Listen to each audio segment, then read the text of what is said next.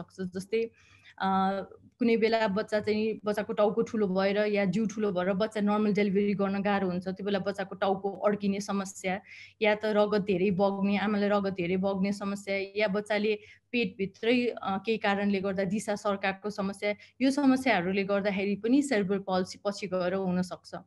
अनि अर्को चाहिँ नि बच्चा डेलिभरी भइसकेपछि जस्तै एनआइसियूमा एडमिसनहरू धेरै हुन्छ हैन, त्यो बेला पनि बच्चालाई इन्फेक्सन हुने, मेनिन्जाइटिस जस्तो रोगहरू लाग्ने, यो हामीले जुन बच्चा जन्मिने बित्तिकै नरुने हुन्छ त्यसलाई चाहिँ हामीले पेरिनेटल एस्फाइक्सिया भन्छौँ। यो कारणले गर्दाखेरि चाहिँ पछि बच्चा सेरेब्रल पल्सी हुन सक्छ।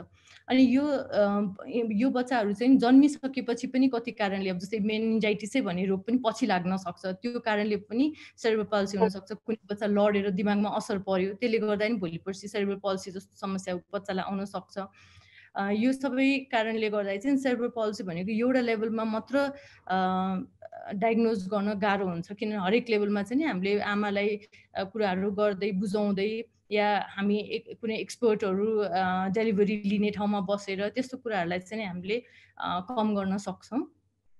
अब डायग्नोज गर्नको लागि चाहिँ नि बच्चाको कुन लेभलमा चाहिँ नि बच्चालाई दिमागमा असर परेको छ, बच्चा जन्मिँदाखेरि नै असर परेको हो या आमाको पेटमै रहँदा असर गरेको हो, त्यो सबै हेरेर चाहिँ नि अब के कारणले भएको त्यो अनुसार चाहिँ नि हामीले डायग्नोज गर्दै जान्छौँ। बेसिकली हामीले बच्चाहरू एनआइसियूमा एडमिसन भइसकेपछि चाहिँ नि अब डिस्चार्ज हुने बेला बच्चाको अवस्था कस्तो छ हैन, बच्चा कसरी चलिरहेको, राम्रोसँग चलिरहेको छ कि छैन, चार हात खुट्टै इक्वली चलाउन सकिरहेको छ कि छैन, बच्चाको दिमाग कतिको बढिरहेछ, बच्चाले आमाको दुध कति खान सक्छ, यो सबै कुरा हेरेर चाहिँ नि हामीले डायग्नोज गर्न सक्छौँ। तर एनआइसियूबाट निस्किने बेला मात्र नभएर पछि फ्युचरमा पनि बच्चालाई फलोअप गर्दै गएपछि चाहिँ नि यो रोग चाहिँ नि डायग्नोज गर्न सकिन्छ। धन्यवाद प्रीतिजा म्याम, हामीलाई सेरेब्रल पाल्सीको बारेमा विस्तृत रूपमा जानकारी गराइदिनु भएकोमा। अब हाम्रो अर्को प्रश्न चाहिँ स्मिता म्यामलाई छ। अब सेरेब्रल पाल्सी भएको बच्चाहरू त सुरुमा चाहिँ चिकित्सकसँगै परामर्श गरेर फिजियोथेरापीकोमा आउँछन्, धेरै जस्तो लेट फेजमा आउँछन्, यानि कि हजुरले अब लेट फेजमा बच्चाहरूलाई देख्दाखेरि चाहिँ सेरेब्रल पाल्सी भएको बच्चाहरू कस्तो रूपमा आउँछन् र सेरेब्रल पाल्सीलाई फिजियोथेरापीको आधारबाट डिफिनेसन गर्नुपर्दा चाहिँ कसरी गर्नुहुन्छ भनेर प्रश्न आएको छ। ओके, थ्याङ्क यू सन्ध्याजी है क्वेसन सोध्नु भएकोमा। जस्तो पृथ्वीजा म्यामले अलरेडी भनिहाल्नुभयो, उहाँहरूले चाहिँ अभिभावकहरूलाई अलिक काउन्सिलिङ गर्नुपर्छ त्योहरू। अनि हाम्रोमा फिजियोथेरापीमा चाहिँ युजली के हुन्छ भने अलि लेटै रेफरल हुन्छ, बच्चाहरू डायग्नोसिस गरेपछि मात्रै हाम्रोमा सेन्ड गर्नुहुन्छ। सो मेनी अ टाइम्स चाहिँ के हुन्छ भने हाम्रोमा आइसक्दाखेरि बच्चाहरू अलि लेट फेजमा आउनुहुन्छ, आफ्टर 5 इयर्स होइन, कहिलेकाहीँ 10 वर्षपछि पनि आउनुहुन्छ। सो त्यो समयमा चाहिँ हामीलाई उनीहरूलाई रिहेबिलिटेसन गर्नलाई अलिक गाह्रो हुन्छ। तर अहिले चाहिँ हामीले के गर्दैछौँ भने जस्तो एनआइसियूमै बच्चा जन्मिने बित्तिकै 15 दिन हो होइन, 15 दिनमा हामीले फिजियोथेरापीबाट सर्टेन टेस्टबाट चाहिँ हामीलाई बच्चालाई सिपी हुन्छ भविष्यमा गएर भन्ने चाहिँ छ। तर हामीले यो बच्चा लङ टर्ममा हेर्ने हो भने उहाँहरूले थाहा हुनसक्छ। सो त्यो एउटा कुरा भयो। सो त्यसपछि हामीले जस्तो 3 मन्थको इन्टरभलमा हुन्छ अथवा एभ्री 1 इयरको इन्टरभलमा चाहिँ हामीले उहाँहरूलाई एसेसमेन्ट पनि गर्छौँ र उपचार पनि गर्छौँ।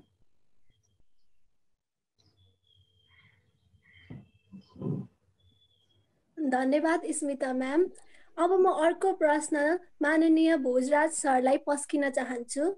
भोजराज सर, हजुर विभिन्न सङ्घ संस्थासँग आबद्ध भई डिसेबिलिटीको लागि काम गर्नुहुन्छ, जुन एकदमै माननीय छ। तसर्थ अरू डिसेबिलिटी र यो सेरेब्रल पल्सीमा चाहिँ के भिन्नता छ, हामीलाई अलिकति बताइदिनुहोस् न। धन्यवाद। अपाङ्गता भएका व्यक्तिहरूको परिभाषा अनुसार सेरेब्रल पल्सी अर्थात् मस्तिष्क पक्षाघात भएका व्यक्तिहरू नेपालमा धेरै मात्रामा छन् र उनीहरूलाई सुरुदेखि नै ऊ कुन चाहिँ प्रकारको अपाङ्गता लिएका छन् भन्ने कुराहरू हतपत हामीले पत्ता पाउन गाह्रो हुन्छ। उनीहरू बच्चैदेखि अभिभावकको संरक्षणमा भएको हुन्छ। अभिभावकहरूले चाहिँ यो मेरो बच्चा डाक्टर कहाँ लगेर ठिक हुन्छ र हामी जागिरी कहाँ लगेर ठिक हुन्छ भनेर त्यतातिर भौँतारिरहेको हुन्छ। तर त्यस्ता व्यक्तिहरूको त्यस्ता बच्चाहरूको बारेमा सङ्घ संस्थामा आएको हुँदैन, जानकारी पाएको हुँदैन। त्यसकारण उनीहरू वास्तवमा अपाङ्गता भइसकेपछि उनीहरूले प्राप्त गर्ने सेवा सुविधाहरू, उनीहरूको लागि अनुकूल शिक्षाको लागि, उनीहरूको लागि स्वास्थ्यको लागि चाहिँ त्यति आएको हामीले पाउँदैनौँ। त्यसले गर्दाखेरि बच्चादेखि नै जब डक्टरबाट प्रमाणित हुन्छ उनीहरू चाहिँ सिल्भर पल्सी भएको बालक हो, उनीहरूलाई चाहिँ यो तरिकाले लैजानुपर्छ भनेर जब डाक्टर साहबहरूले सल्लाह दिनुहुन्छ, तैपनि अभिभावकहरूले होइन मेरो छोरा त हिँड्न सक्छ, बोल्नु सक्छ, म यहाँ लान्छु उहाँ लान्छु भनेर हजारौँ ठाउँमा उहाँहरू चाहिँ भौँतारिरहेको अवस्था हुन्छ। जब 5 वर्ष 6 वर्ष 7 वर्ष भएपछि मात्रै चाल पाउँछ अब मेरो बच्चा अरू बालबालिका जस्तो नर्मल हुँदैन।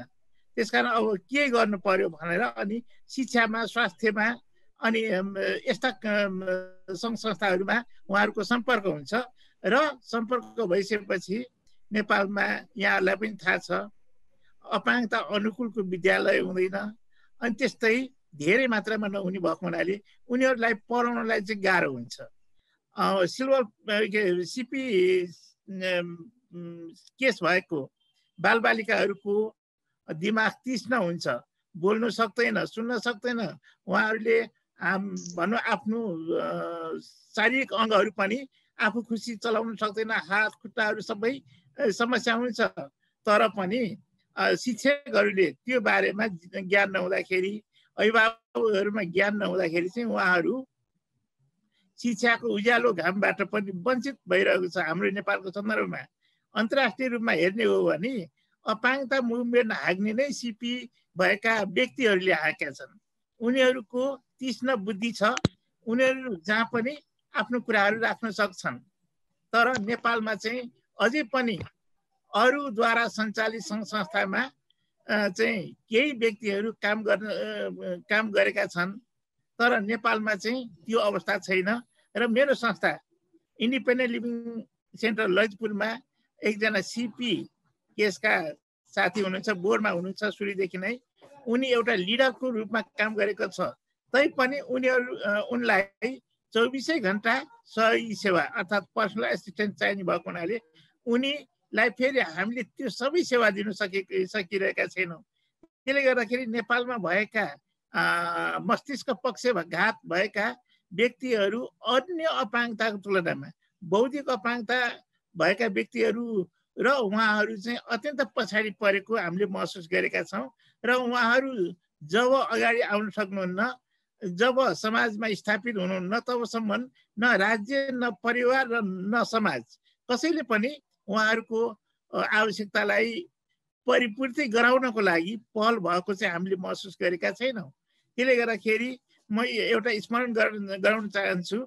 दिपेन्द्र साक्य भन्ने भक्तपुरका साथी हुनुहुन्छ हाम्रो बोर्डको, अहिले मैले भनेको, उहाँले नै सर्वोच्च अदालतमा अपाङ्गता भएका पूर्ण र अति अशक्त अपाङ्गता भएका व्यक्तिहरूको लाई सामाजिक सुरक्षाको ग्यारेन्टी गर्नलाई मुद्दा हालेर पनि जितेका छन्। तर अहिले त्यो कार्यान्वयन हुन सकेका छैन। त्यसले गर्दाखेरि सिल्भर पल्सी भएका व्यक्तिहरूको लागि सहायक सामग्री नेपालमा उत्पादन हुँदैन। उनीहरूलाई चाहिने फिजियोथेरापीहरू, थेरापिस्टहरू पनि पर्याप्त मात्रामा हुँदैन। अनि जसले गर्दाखेरि उनीहरूको शरीर पनि कब्जियत हुने, थेरापिस्ट नगरेपछि त समस्या आउँछ।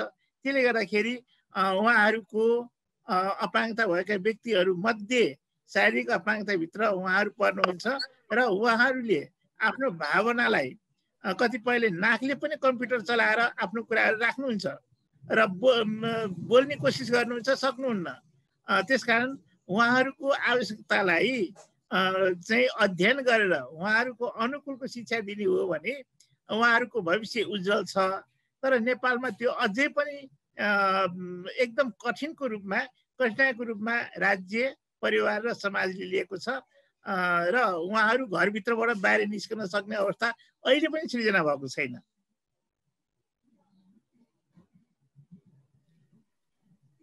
धन्यवाद भोजराज सर, नेपालमा सेरेब्रल पाल्सी भएको बच्चाहरूको बारेमा जानकारी गराइदिनु भएकोमा। पक्कै पनि आगामी दिनहरूमा दिपेन सर जस्तो अरू मान्छेहरू पनि निक्लेर हामी सबै मिलेर सेरेब्रल पाल्सी भएका बच्चाहरूलाई माथि उचालेर राख्न सक्छौँ भन्ने आशा गर्दछु। अबको अर्को प्रश्न चाहिँ हाम्रो प्रितुजा म्यामलाई छ। सायद यो थोरै पर्सनल क्वेसन पनि छ। हजुरले सबैभन्दा पहिला सेरेब्रल पाल्सी भएको बच्चा देख्दा कस्तो अनुभव गर्नुभयो त भन्दै यहाँ अर्को प्रश्न पनि जोड दिनुभएको छ। नेपाल र अर्ली ट्रिटमेन्ट पाउने वातावरण या अवस्था कस्तो छ, साथै सिपीको लागि उपचारका माध्यमहरू के हुन सक्छन् भनेर सोधिदिनु भएको छ म्याम। प्रश्नको लागि धन्यवाद। पर्सनल क्वेसन आन्सरबाट स्टार्ट गरौँ। अब एज अ पिडियाट्रिसियन जहिले पनि बच्चा राम्रो होस्, जहिले पनि बच्चाको ट्रिटमेन्टमा मैले धेरै नै एफोर्ट लाउन सकौँ भनेर सोच हुन्छ। अब सेरेब्रल पाल्सीको बच्चा फर्स्ट टाइम देख्दाखेरि चाहिँ नि एउटा मनमा खिन्नता चाहिँ नि हुन्छ कि यो बच्चाले अब फ्युचरमा कति कुराहरू आफै गर्न सक्दैन, पेरेन्ट्सलाई, उसलाई मात्र होइन कि पेरेन्ट्सलाई पनि गाह्रो हुन्छ। ट्रिटमेन्ट प्रोसेसमा गर्दाखेरि हेल्थ इस्युज मात्र नभएर फाइनेन्सियल प्रब्लम्सहरू पनि धेरै नै आउन सक्छ। त्यही भएर त्यो कुराहरूलाई इन्काउन्टर गर्नलाई चाहिँ गाह्रो हुन्छ भन्ने कुरा चाहिँ हामीले जोसुकैले पनि बच्चा हेर्ने बित्तिकै महसुस गर्ने कुरा हो। मैले पनि सुरुमा त्यही कुरा महसुस गरेँ। अनि अब हाम्रो नेपालको कन्टेक्स्टमा चाहिँ नि हामीले सेरेब्रल पाल्सीको बच्चा डायग्नोज गर्दाखेरि कन्फर्म डायग्नोसिस हामीले सुरुमा कहिले पनि भन्दैनौँ। हामीले जुन बच्चालाई एनआइसियू एडमिसन गरिन्छ या जुन पनि बच्चा रिस्क फ्याक्टर भएर जन्मेको हुन्छ त्यो बच्चाको काउन्सिलिङ गर्दाखेरि चाहिँ नि हामीले बच्चामा भोलि पर्सि समस्याहरू हुनसक्छ, 80% बच्चा नराम्रो नि हुनसक्छ भन्ने कुराहरू चाहिँ नि अलिअलि पेरेन्ट्सलाई चाहिँ काउन्सिलिङ गरिरहेको हुन्छ। एकैचोटि तपाईँको बच्चालाई सेरेब्रल पाल्सी भएको छ भनेर भन्दाखेरि जुन रियाक्सन आउँछ त्यो भन्दा चाहिँ नि तपाईँको बच्चा अरू बच्चा जस्तो नर्मल नहुनसक्छ भन्ने कुरा चाहिँ नि हामीले थोरै थोरै गरेर काउन्सिलिङ गर्दै जान्छौँ। अब कति फेजमा चाहिँ कस्तो हुन्छ भने धेरै पेरेन्ट्सहरू चाहिँ नि मेरो बच्चा त ठिकै छ, दुध खाइरहेछ, हाँसिरहेछ, केही त भएको छैन भनेर त्यो डिनायल फेजमा बस्नुहुन्छ। अब यो डिनायल फेजमा बस्दाखेरि कस्तो हुन्छ भने ट्रिटमेन्ट चाहिँ नि साह्रै ह्याम्पर हुन्छ, किनभने उहाँहरू घर गइसकेपछि फर्केर आउने चान्सेसहरू कम हुन्छ। मदरले होइन बच्चालाई जचाउनु जाउँ भन्दा नि फादरले होइन ठिक छ भनेर घरमै राख्ने धेरै जस्तो हाम्रोमा नेपालमा वातावरण नै त्यस्तो छ। अनि अर्को कुरा चाहिँ नि अब हामीले बच्चालाई यस्तो समस्या छ, बच्चा जन्मिँदाखेरि नै समस्या भएको, आमाको पेटमै जुन एन्टिनेटल फ्याक्टर्सहरूले भएको हुनसक्छ, त्यो अलिकति काउन्सिलिङ गर्दाखेरि नै पेरेन्ट्समा एउटा मदरमा एउटा गिल्ट फिल हुन्छ।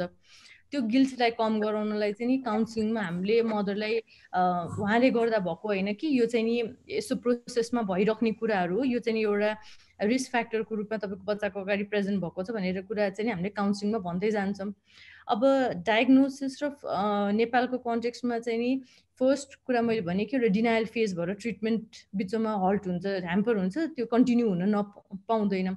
अर्को चाहिँ नि फाइनेन्सियल रिसोर्सहरू भयो होइन, जस्तै कि मेडिसिन सिजरहरू आउन सक्छ, मेडिसिन किनेर खानुपर्ने हुन्छ, त्यो अप्ठ्यारो हुन्छ, फिजियोथेरापीमा ल्याइराख्नुपर्छ, ट्राभल एक्सपेन्सेस, गाउँहरूमा बस्नुपर्ने मान्छेहरू रेगुलर फलोअपमा आउन सक्नुहुन्न। अनि यो जुन हामीले डिजिज कन्डिसन अलिकति प्रोलङ हुन्छ भनेर काउन्सिलिङ गर्न साथ उहाँहरूले चाहिँ नि अब बच्चा राम्रो हुँदैन कि भन्ने सोचेर पनि फलोअपमा ल्याउन छोड्नुहुन्छ। यो कारणले गर्दाखेरि चाहिँ नि डायग्नोसिस गरेपछि पनि पेसेन्टलाई चाहिँ नि फुल टर्म ट्रिटमेन्ट या फुल टर्म म्यानेजमेन्ट गर्नलाई चाहिँ नेपाल कन्टेक्स्टमा अलिकति गाह्रो नै छ। Thank you Pritija ma'am. सानो अनाउन्समेन्ट गर्न चाहन्छु, यदि यहाँ उपस्थित हुनुभएको पार्टिसिपेन्ट्सहरूलाई अरू पनि केही क्वेरी छ भने चाहिँ तपाईँले मोडरेटर सरिना कासुलालाई च्याट बक्समा पठाउन सक्नुहुनेछ। अब अर्को प्रश्न म हाम्रो स्मिता म्यामलाई सोध्न चाहन्छु। म्याम, यो सेरेब्रल पाल्सीलाई फिजियोथेरापीमा चाहिँ हामीले कसरी उपचार गरिन्छ यसको बारेमा केही बताइदिनुहोस् न। ओके, थ्याङ्क यू प्रिजुजी। हामीले सेरेब्रल पाल्सी भएको बच्चाहरूलाई चाहिँ जस्तो डाक्टर प्रितुजा म्यामले भन्नुभयो, हाम्रो घोष सरले भन्नुभयो के गर्छ भनेर डिफ्रेन्ट फिल्डमा every different person have a different role for the treatment of cerebral palsy होइन। यसमा चाहिँ एउटै फिल्मले मात्रै म उपचार गर्छु भनेर कहिले पनि हुँदैन. We have a multidisciplinary approach whenever we treat cerebral palsy child. So यसमा चाहिँ as a physiotherapist, to be more specific, to be a paediatric physiotherapist, हाम्रो रोल चाहिँ के हुन्छ भने एउटा मैले अलरेडी भनिसकेँ, early diagnosis or early detection of cerebral palsy. होइन, जुन बच्चा हामीकोमा आउनुहुन्छ उहाँहरूलाई चाहिँ सेरेब्रल पल्सी छ कि छैन, होइन, किनकि हिँड्न नसक्ने अथवा डुल्न नसक्ने सबै बच्चाहरूलाई हामीले सेरेब्रल पल्सी पनि भन्दैनौँ. सो जन्मिने बित्तिकै उहाँहरूको एज अनुसार उहाँहरू हिँड्न सक्नुहुन्न, चल्न सक्नुहुन्न भने उहाँहरूलाई हामीले डेभलपमेन्टल डिले पनि भन्छौँ. तर it doesn't mean that all developmental delay child will be cerebral palsy one day. होइन, सो त्यही भएर हामीले उहाँहरूलाई थ्रु आउट एटलिस्ट 5 इयर्ससम्म चाहिँ उहाँहरूलाई एसेसमेन्ट गर्छौँ कि उहाँहरू सेरेब्रल पल्सी हो कि होइन भनेर. सो एउटा एज अ पिडियाट्रिक फिजियोथेरापिस्ट हाम्रो रोल भनेको चाहिँ सेरेब्रल पल्सी चिल्ड्रेनलाई डायग्नोसिस गर्ने, so that we can give a better treatment. And apart from this फिजियोथेरापिस्टले चाहिँ रिहेबिलिटेसनमा काम गर्छौँ हामीले. होइन, उहाँहरूलाई चाहिँ हामीले बच्चाहरूलाई, अब कोही बच्चाहरू हिँड्न सक्नुहुन्न भने उहाँहरूलाई हिँड्न सिकाउने, फिजिकल्ली एबल बनाउने, ओर कोही बच्चाहरू खान सक्नुहुन्न भने हामीले उहाँहरूको ह्यान्ड मुभमेन्टहरू राम्रो बनाएर उहाँहरूलाई एटलिस्ट खान सक्ने बनाउने. र हाम्रो मेन उद्देश्य ओर रोल भनेकै उहाँहरूलाई कम्युनिटीमा normal, so that they can compete with same children of their age as normal as possible बनाउने चाहिँ हाम्रो main role हुन्छ as a physiotherapist. So apart from this, we being a medical professional and हामीले यस्तो cerebral palsy childrenहरूलाई long term सम्म हामीले treatment गर्ने भएकोले अर्को भनेको एडभोकेसीमा पनि काम गर्छौँ. होइन, जस्तो बच्चाहरूको राइट के छ, सेरेब्रल पल्सी चिल्ड्रेनहरूको राइट के छ, उहाँहरूलाई के गर्नुहुन्छ, त्यो बाहेक मेन भनेको चाहिँ अभिभावकहरू हामीले जस्तो मेबी महिनामा हार्डली एउटा बच्चालाई एक हप्तामा मेबी आई डोन्ट नो हप्तामा 2 घण्टा अथवा 4 घण्टा दिन सक्छौँ भने अभिभावकहरूले त फुल टाइम ट्रिटमेन्ट दिनु पर्यो. सो हाम्रो रोल चाहिँ के हुन्छ भने whenever we give a treatment, whenever we provide a physiotherapy treatment for cerebral palsy child, हामीले चाहिँ बच्चाहरूको अभिभावकलाई साइडमै राखेर हामी सँगसँगै राखेर उहाँहरूलाई चाहिँ कसरी फिजियोथेरापी गर्ने कम्युनिटी बेसिसमा अथवा कसरी घरमा उहाँहरूलाई उपचार गर्न सकिन्छ, होइन, त्यो कुराहरू पनि हामीले सिकाउँछौँ. सो कन्क्लुजनमा भन्नु पर्दाखेरि हामीले as a physiotherapist we work more for diagnosis of cerebral palsy. उनीहरूको रिहेबिलिटेसन फेजमा काम गर्छौँ. We try to make them as normal as possible in the community so that they can have a good quality of life. र advocacy and counseling for the parents. That's what we do as a physiotherapist.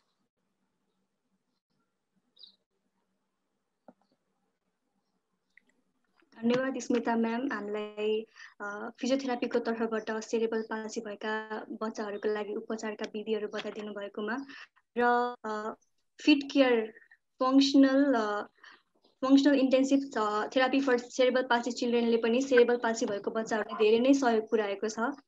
यति भन्दै अब अर्को प्रश्न चाहिँ मैले भोजराज सरलाई सोध्न चाहे. सायद यो प्रश्न सबैजना जनमानवकै मनमा छ होला. आर्थिक रूपले कमजोर भएका तथा अपाङ्गता भएका व्यक्तिहरूले आफ्नो उपचारका लागि सरकार वा सम्बन्धित निकायलाई कसरी सम्पर्क गर्न सक्छन् भन्दै सरकारले यसको लागि के कस्तो सहयोग गरेको छ भनेर सरकारको तर्फबाट पनि सोध्नु भएको छ सर. धन्यवाद. अहिलेसम्म नेपाल सरकारले अपाङ्गता भएका व्यक्तिहरूलाई चाहिँ स्वास्थ्य उपचारमा नीतिगत रूपमा निःशुल्क भने तापनि सरकारी विद्यालयहरू सरकारी हस्पिटलहरूमा वीर हस्पिटल लगायत केही सरकारी हस्पिटलहरूमा चाहिँ टिकट काट्ने सामान्य औषध उपचार गर्नको लागि चाहिँ निःशुल्क भनेको छ. तर अपाङ्गता भएका व्यक्तिहरूले प्रयोग गर्ने औषधि समेत चाहिँ सरकारले उपलब्ध गराउँदैन. जस्तै सिपी केस भएको साथीहरू, सिपी केस भएका बालबालिकाहरू उहाँहरूलाई चाहिँ औषधि प्रयोग गर्नुपर्ने हुँदो रहेछ, औषधि खानुपर्ने हुँदो रहेछ, सुत्नको लागि पनि औषधि खानुपर्ने दैनिक रूपमा त्यो, तर सरकारले त्यो उपलब्ध गराएको छैन. भने आर्थिक रूपमा कमजोर भएको व्यक्तिहरूलाई पनि सिपी सँग सम्बन्धित अर्थात् मस्तिष्क पक्षघात भएका व्यक्तिहरूलाई पनि सरकारले निशुल्क रूपमा स्वास्थ्य उपचार गराएको छैन। त्यो हाम्रो रेकर्डमा छैन। तर अपाङ्गता भएका व्यक्तिहरूमा स्पाइनल कर्ड इन्जरी भएका व्यक्तिहरूको उपचारको लागि 1 लाखसम्म र मुटु रोग वा किडनी सम्बन्धीमा चाहिँ केही औषधिहरूको लागि उहाँहरूले नगद दिँदैन, तर हस्पिटलसँग समन्वय गरेर कहाँ के गर्नुपर्छ त्यो तिर्या हुन्छ। तर सिपी केस भएका व्यक्तिहरूको लागि चाहिँ अहिलेसम्म मलाई मेरो जानकारीमा चाहिँ आएको छैन। त्यसले गर्दाखेरि अपाङ्गता भएका व्यक्तिहरू स्वास्थ्य क्षेत्रमा अत्यन्त पछाडि परेको छ। औषधि उपचार गर्नको लागि खर्च हुँदैन, जाउँ भने टिकट काट्नलाई पनि पैसा हुँदैन। सरकारी हस्पिटलमा लाइन बस्नुपर्ने हुन्छ। लाइन बस्नलाई चाहिँ छुट दिए तापनि सबैमा चेतना अभिवृद्धि नभएको हुनाले त्यहाँ जान पनि उनीहरूलाई कहाँ कहाँ चाहिँ हाम्रो लागि चाहिँ राम्रो छ त भन्ने कुरो समेत उहाँहरूलाई चाहिँ ज्ञान नभएको कारणले गर्दाखेरि पनि उहाँहरूले पानी नखाइकन बस्नुपर्ने हुन्छ। कहीँ जानु पर्यो भने पानी खाएको हुँदैन, जसले गर्दाखेरि किडनीमा अत्यन्त समस्या हुन्छ। हरेक कुराहरूमा यात्रा गर्दाखेरि पनि शौचालयहरू छैन। त्यसले गर्दाखेरि पानी पर्याप्त मात्रामा खानुपर्ने व्यक्तिले पानी नखाँदाखेरि कति गम्भीर समस्या आउँछ भन्ने कुरो यहाँहरूलाई पनि थाहा छ। त्यसले गर्दाखेरि अहिलेसम्म सरकारले नयाँ ऐन नियम कानुन र नयाँ संविधानले स्वास्थ्यमा उसको अधिकारको बारेमा उल्लेख गरेको छ। संयुक्त राष्ट्र सङ्घको महासन्धिले पनि अपाङ्गता भएका व्यक्तिहरूको स्वास्थ्य शिक्षा रोजगारको लागि ग्यारेन्टी गर्नुपर्छ भने तापनि नेपालमा त्यो कुरोहरू चाहिँ पर्याप्त मात्रामा भएको छैन। कानुन अत्यन्त जटिल छ र यो चाहिँ वडासम्ममा पनि पहुँच पुग्न पनि गाह्रो छ। त्यसले गर्दाखेरि अलिकति यसमा चाहिँ हामी पछाडि नै छौँ र हामीले जति भन्यौँ जति गर्यौँ त्यो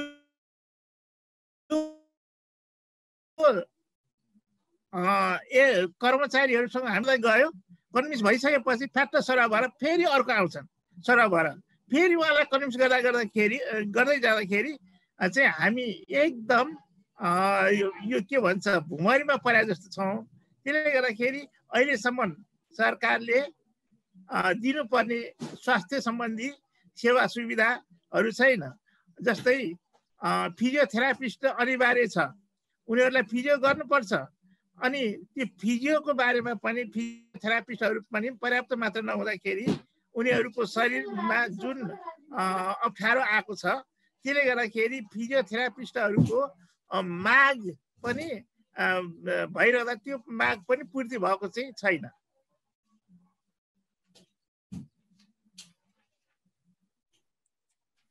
धन्यवाद सर, हजुरले दिनुभएको जानकारी एकदमै लाभदायी थियो। अब म अर्को जिज्ञासा पृथुजा म्यामलाई सोध्न चाहन्छु।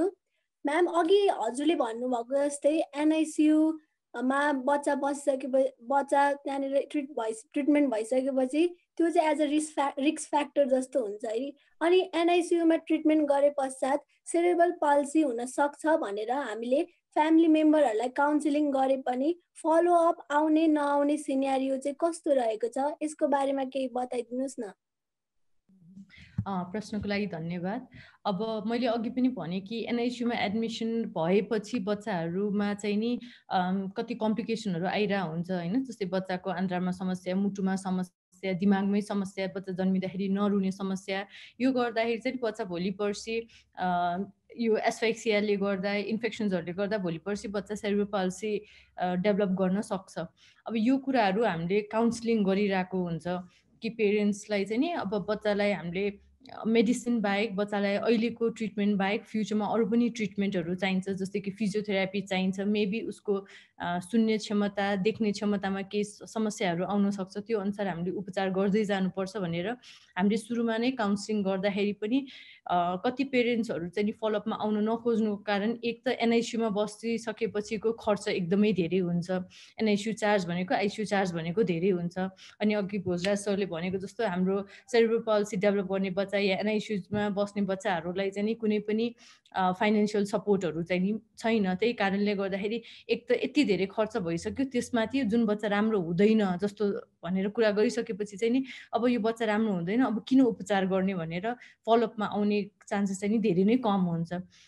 त्यही भएर अहिले चाहिँ नि हामीले कस्तो गरेको छ भने हाम्रो धुलिखेल हस्पिटलको पिडियाट्रिक्स डिपार्टमेन्टमा चाहिँ नि हामीले यो जुन बच्चाहरू डिस्चार्ज भएर जानुहुन्छ यो बच्चाहरूलाई चाहिँ नि स्पेसिफिक हामीले मन्डे चाहिँ नि पिडियाट्रिक न्युरोलोजी ओपिडी राखेका छौँ। त्यो बेला चाहिँ नि यो जुन बच्चाहरू कम्प्लिकेसनहरू आउँछ उहाँहरूलाई फलोअपमा बोलाउने, नआउनु भयो भने पनि कति टाइममा चाहिँ हामी फोन गरेर बोलाउँछौँ। अनि वेडनेसडे चाहिँ नि हाम्रो हाई रिस्क क्लिनिक चल्छ। हाई रिस्क भनेको चाहिँ नि जो एनआइसीमा बस्ने बच्चाहरू फलोअपमा लाई चाहिँ हामी फोन गरेर बच्चाको अवस्था कस्तो छ भनेर बोलाउँछौँ।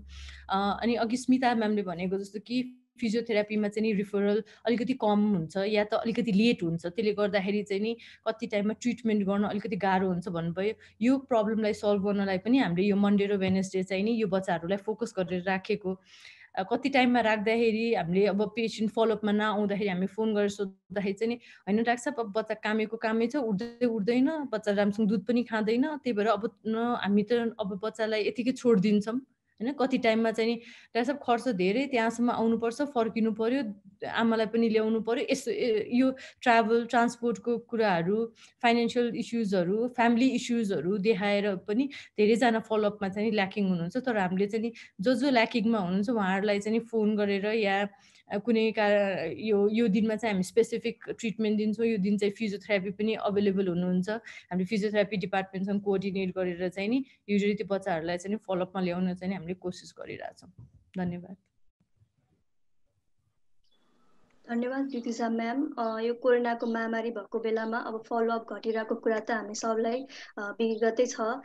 त्यसमाथि अब यो प्यारेन्ट्सहरूलाई पनि अब बच्चाको समस्याहरू थाहा हुँदा पनि आर्थिक सामाजिक समस्याहरूले सताइरहेको सुन्दा चाहिँ साह्रै नराम्रो लाग्दो रहेछ। र धुलिखेल अस्पतालबाट गरेको पहलको लागि पनि धन्यवाद गर्न चाहन्छु। अबको अर्को प्रश्न चाहिँ हाम्रो स्मिता म्यामलाई आएको छ। सायद सबैको प्यारो गुरुमा भएर होला यो प्रश्न चाहिँ विद्यार्थीबाट जस्तो लाग्यो मलाई। अन्य धेरै नै विधाहरू थिए, फिजियोथेरापी नै किन रोज्नुभयो भनेर सोध्नु भएको छ म्याम। मलाई सोध्नु भएको थियो क्वेसन, फिजियोथेरापी मात्रै कि पिडियाट्रिक फिजियोथेरापी भनेर सोध्नु भएको? फिजियोथेरापी मात्रै भनेर भन्नुभएको छ। पेडियाट्रिक फिजियोथेरापी भन्दा नि हुन्छ आज सेरिब्रल पाल्सी डेको दिन। Okay, thank you for the question. अनि अब यस फिजियोथेरापी नै किन रोज्नुभयो भन्नु पर्दाखेरि चाहिँ यस वी हेभ डिफ्रेन्ट एरिया होइन जसमा चाहिँ काम गर्न सकिन्छ। तर मलाई के लाग्छ भने अशक्त भएको बच्चाहरू अथवा सिपी भएको बच्चाहरूमा चाहिँ हामीले एज अ ट्रिटमेन्ट गर्दाखेरि वी स्पेन्ड म्याक्सिमम टाइम होइन, we just not only treat their child. हामीले चाहिँ उनीहरूलाई मेबी अब हामीले एउटा सिम्पल ट्रिटमेन्ट अथवा मिनिमम ट्रिटमेन्ट भन्दाखेरि पनि हामीले एटलिस्ट 45 to 1 hour त एउटा बच्चा र उहाँको अभिभावकसँग स्पेन्ड गर्नुपर्छ। So not only we give them treatment, we need to listen to them, उनीहरूको प्रब्लम के छ, कसरी उहाँहरूलाई अगाडि बढाउनुपर्छ भन्ने। सो अपार्ट फ्रम दिस मलाई चाहिँ बच्चैदेखि अब फिजियोथेरापिस्ट बन्न मन थियो र मेरो एकजना भाइ पनि उहाँ पनि यस्तै अशक्त हुनुहुन्थ्यो पहिला। So when I grew up as a child also I always wanted to be physiotherapist and to be more specific pediatric physiotherapist. And किन pediatric physiotherapist रोज्नु भएको भन्दाखेरि I think we can really impact होइन, we can give हाम्रो सानो एउटा एफर्टले पनि बच्चाको लाइफमा उहाँको अभिभावकहरूमा चाहिँ हामीले एकदमै ठुलो इम्प्याक्ट र चेन्जेस ल्याउन सक्छौँ। So that's the reason I chose this profession. Thank you. Thank you ma'am. भर्खरै हामीले स्मिता म्यामको एक्सपिरियन्स सुनिहाल्यौँ। अब यस्तै प्रश्न म भोजराज सरलाई गर्न चाहन्छु। सर, हजुर डिसेबिलिटी रिलेटेड एडेड भई विभिन्न सङ्घ संस्थासँग आबद्ध भई काम गर्नुहुन्छ र यो काम गर्नको लागि हजुरलाई प्रेरणा कताबाट आयो? यसको साथसाथै अर्को प्रश्न पनि जोड्न चाहे, यसका लागि तपाईँले के कठिनाइहरू सामना गर्नु पर्यो? हजुरको एक्सपिरियन्स सेयर गर्न हुन म अनुरोध गर्दछु भोजराज सर। धन्यवाद। म सिन्धुपाल्चोक जिल्लाको अत्यन्त दुर्गम गाउँमा जन्मेको थिएँ। म 9 महिनाको उमेर हुँदाखेरिसम्म म हिँड्न सक्थेँ रे, तर त्यसपछि मलाई टाइफाइड अर्थात् जरा आयो र म बिरामी भएँ र मेरो जिउ चल्न नसक्ने गरी मेरो एउटा बुढी औँला भन्छ त्यो मात्रै अलिअलि चल्थ्यो रे। त्यतिखेर धामी झाँक्री औषधि उपचार गर्यो र हस्पिटल पनि ढिलो चाहिँ उपचार भयो। त्यसपछि म घरमै रहेँ र म हिँडडुल गर्न नसक्ने भएँ, तर बोल्न सक्ने चाहिँ भएछु।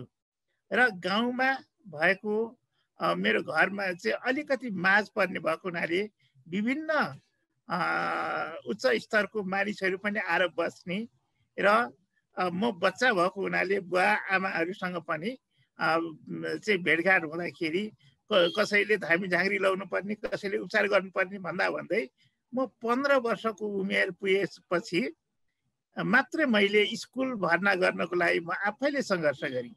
म घरमै अध्ययन गरेँ। म 5 वर्षको उमेरमा हुँदाखेरि मलाई दाइले दिदीले पढाउनु भयो र म स्कुल गइनँ। म जत्तिकै साथीहरूले एसएलसी दिइरहँदाखेरि मलाई एकदम कौतूहल हुन्थ्यो। म बामी सरेर वरपर जान्थेँ, खेल्न जान्थेँ, खेतबारी यस्तो ठाउँमा चाहिँ जान्थेँ।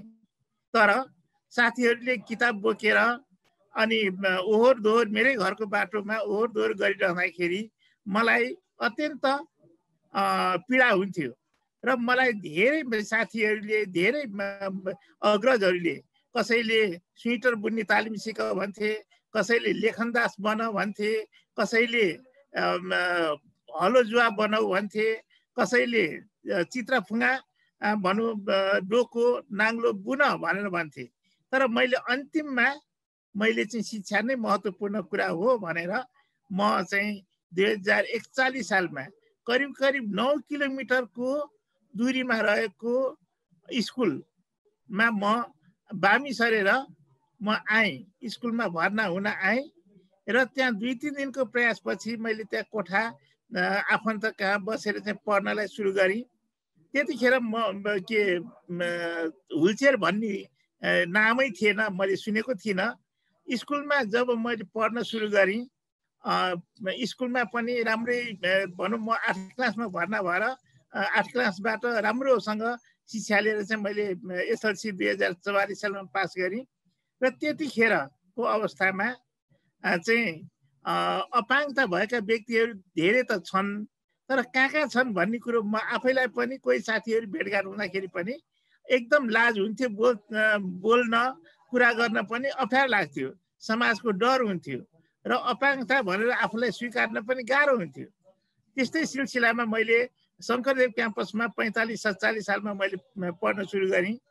त्यतिखेर पनि मसँग व्हिलचेयर थिएन र मैले बामी सरेर बालुवामा टेकेर भनौँ घुँडा टेकेर जानु पर्दाखेरिको पीडालाई सम्झेर अनि मैले अपाङ्गता भएका व्यक्तिहरूको क्षेत्रमा केही गर्नुपर्छ भन्ने सोच त बनाएँ, तर अब कसरी गर्ने भन्ने हिसाबमा चाहिँ छलफल हुन्थ्यो। मेरो साथीहरू अपाङ्गता भएका साथीहरू हुँदैन थिए, साङ्ग साथीहरू हुन्थे र त्यही क्रममा म 12 विशेष सिन्धुपाल्चोकमा व्यापारको पनि मैले सिलसिलामा व्यापार पनि गरेँ। व्यापार गर्दाखेरि पनि धेरै जस्तो अवस्थामा म आफू घरभित्रबाट बाहिर जान्न थिएँ। कहीँ जानु पर्यो भने मलाई लाज हुन्थ्यो, कसैले केही भन्ला कि भन्ने डर हुन्थ्यो। अनि राम्रो कार्यक्रममा जान इच्छा हुँदै पनि व्हिलचेयर बिना जानु पर्दाखेरि एकदम गाह्रो हुन्थ्यो। यस्तो अवस्था हुँदै जब 2047 सालमा केही बहिरा साथीहरू सिन्धुपाल्चोकमा गएको थिए। म पसलमा बसिरहेको थिएँ। मलाई 1-2 जना बहिरा साथीहरू जो बोल्न र सुन्न सक्दैन थिए, उहाँहरूले चाहिँ मलाई चिनजान भयो, कुरा भयो, तपाईँ पनि अपाङ्गता भएको व्यक्ति र बोल्न र सुन्न नसक्ने बहिरा पनि अपाङ्गताभित्र पर्छ भनेपछि म झसङ्ग भएँ। ओहो ल त्यसो भए के गर्ने भनेर भन्दाखेरि मलाई त्यही संस्थाबाट चाहिँ सल्लाहकारको रूपमा राखेर लेखपढ गर्ने बहिराहरूले त्यति सक्दैनथे। त्यहाँबाट सल्लाहकारको बाट मैले चाहिँ अपाङ्गता क्षेत्रमा चाहिँ हात हालेँ र त्यसमा निर्मल कुमार देवकोटा जो बहिरा हुनुहुन्थ्यो उहाँले चाहिँ प्रेरणा दिनुभयो र त्यसपछि मैले व्यापार सँगसँगै सामाजिक क्षेत्रमा काम गरेँ। राजनीतिक क्षेत्रमा पनि मैले परिवर्तन गर्नुपर्छ भन्ने हिसाबमा म आफू इन्भल्भ भएँ। त्यही हुँदै जाँदाखेरि मलाई जागिर दिनलाई जिल्लाका हाकिमहरू पनि मेरै घरमा आउँथे। ममा चाहिँ साहित्यिक क्षेत्र र यो हाजिरी जवाब वाद विवाद लगायतमा म अव्वल दर्जाको हुँदाखेरि मेरो नाउँ चाहिँ जिल्लाभरि चल्थ्यो विद्यार्थी हुँदाखेरि पनि। अनि व्यापारमा पनि त्यस्तै थियो र त्यसपछि मैले व्यापार पनि छोडेर जब अपाङ्गता आन्दोलन मैले त यति दुःख पाएँ, मैले यस्तो सङ्घर्ष गर्नु पर्यो, अब म भन्दा भावी पिँढीहरूलाई चाहिँ यस्तो समस्या नपरोस् भनेर चाहिँ मैले बहिरा साथीहरूसँग मिलेर छलफल गरेर मिलेर चाहिँ बहिरा स्कुल 2056 सालमा स्थापना गर्न सफल भयो। त्यो चाहिँ नेपालकै पहिलो हो। त्यसै गरी 62-63 मा काठमाडौँमा आएर चाहिँ राष्ट्रिय अपाङ्ग महासङ्घको केन्द्रीय सदस्य पनि भएँ र त्यतिखेर मैले सबै साथीहरूसँग सरसल्लाह गरेर 62-63 को आन्दोलन पनि को नेतृत्व पनि अपाङ्गता क्षेत्रबाट मैले गरेको थिएँ। मलाई त्यसरी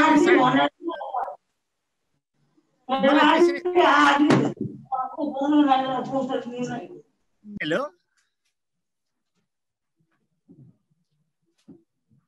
हेलो हजुर सर, अघि डिस्टर्बेन्स आएको थियो। जब त्यो भयो त्यसपछि जनआन्दोलनमा पनि सहभागी भइयो।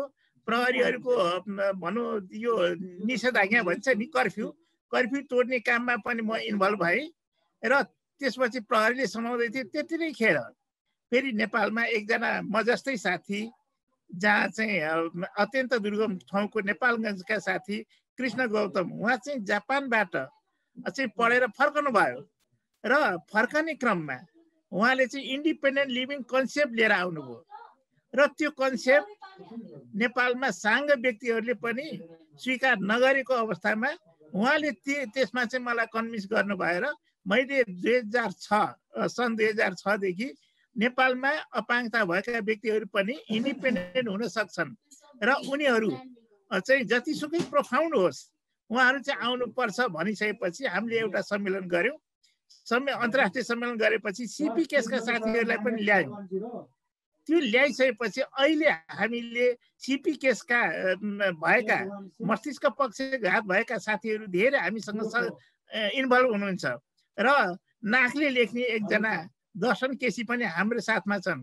त्यस्तै दिपेन्द्र साकी लगायत अरू साथीहरू पनि छन् र अब उनीहरू पनि घरभित्र रहेर होइन, अब घरबाट बाहिर आएर बाहिरी समाजमा आएर चाहिँ समाज परिवर्तन गराउनको लागि चाहिँ यो क्षेत्रमा लागेको छ र म करिब 30 वर्ष भयो यो क्षेत्रमा लागेको र नीतिगत रूपमा धेरै परिवर्तन गर्ने कामहरूमा मेरो भूमिका रह्यो, संविधान बनाउनेदेखि लिएर ऐन कानुन बनाउने कुरोमा। तर व्यवहारमा अहिले उहाँहरूको घरमा जाँदाखेरि हामीले त केही पनि काम गरेको रहेछौँ, अवस्था जस्ताको तस्तै रहेको रहेछ भन्ने चाहिँ एकदम दुःख लाग्छ। त्यसकारण मलाई चाहिँ म आफूले जुन भोगी त्यस्तो भोगाइ अरूले भोग्न नपरोस् र समृद्ध जीवन होस् भन्ने उद्देश्यले चाहिँ म यो क्षेत्रमा लागेको हो। धन्यवाद भोजराज सर। आफ्नो जीवनका सुख दुःख र प्रगतिका दिनहरू सुनाएर हामी यस्तो युवाहरूलाई प्रोत्साहन गरिदिनु भएकोमा र यति भन्दै फेरि सम्झाउन चाहे, यदि हजुरलाई अझै प्रश्नहरू छ भने चाहिँ च्याट बक्स मार्फत सोध्न सक्नुहुन्छ, हामी त्यसलाई पछि कभर गर्छौँ। अब मेरो अर्को प्रश्न चाहिँ प्रितुजा म्यामलाई छ। नेपाल एक विकसित भइरहेको देश हो भन्ने कुरामा दुई मत छैन। बाहिरी देशको टेक्नोलोजी र ट्रिटमेन्ट र नेपालमा चाहिँ के फरक छ सेरेब्रल पाल्सी चाहिँ रिलेटेड भन्दै भएको छ। कोही सेरेब्रल पाल्सी भएको बच्चा यहाँ टेक्नोलोजी या ट्रिटमेन्ट नभएर बाहिर देश पठाउनु परेको रेकर्ड त्यस्तो केही छ त भनेर सोध्नु भएको छ म्याम। प्रश्नको लागि धन्यवाद। र तपाईँले भनेको कुरा ठिकै हो, नेपाल एउटा विकसित भइरहेको देश हो। फरेन टेक्नोलोजी जस्तो नेपालमा धेरै कुराहरू नहुन सक्छ, तर जुन हामीले सेरेब्रल पाल्सी भएको बच्चाहरूको प्रिभेन्सनमा हुने चिजहरूलाई चाहिँ नि हामीले नेपालमा पनि इन्क्लुड गर्न थालेका छौँ। जस्तै कि सेरेब्रल पाल्सी हुने एउटा सबभन्दा रिस्क फ्याक्टर भनेको प्रिटर्म डेलिभरी होइन, महिना नपुगिकन जन्मिने बच्चाहरू। त्यो इन्सिडेन्ट्सलाई घटाउनलाई पनि हामीले मदरहरूलाई चाहिँ म्याग्नेसियम सल्फेट दिएर चाहिँ नि प्रिटर्म डेलिभरीको इन्सिडेन्स चाहिँ कम गर्यो भने चाहिँ सेरेब्रल पाल्सी आफै घट्छ कि भनेर त्यसलाई पनि हामीले अप्रोच गरिरहेछ।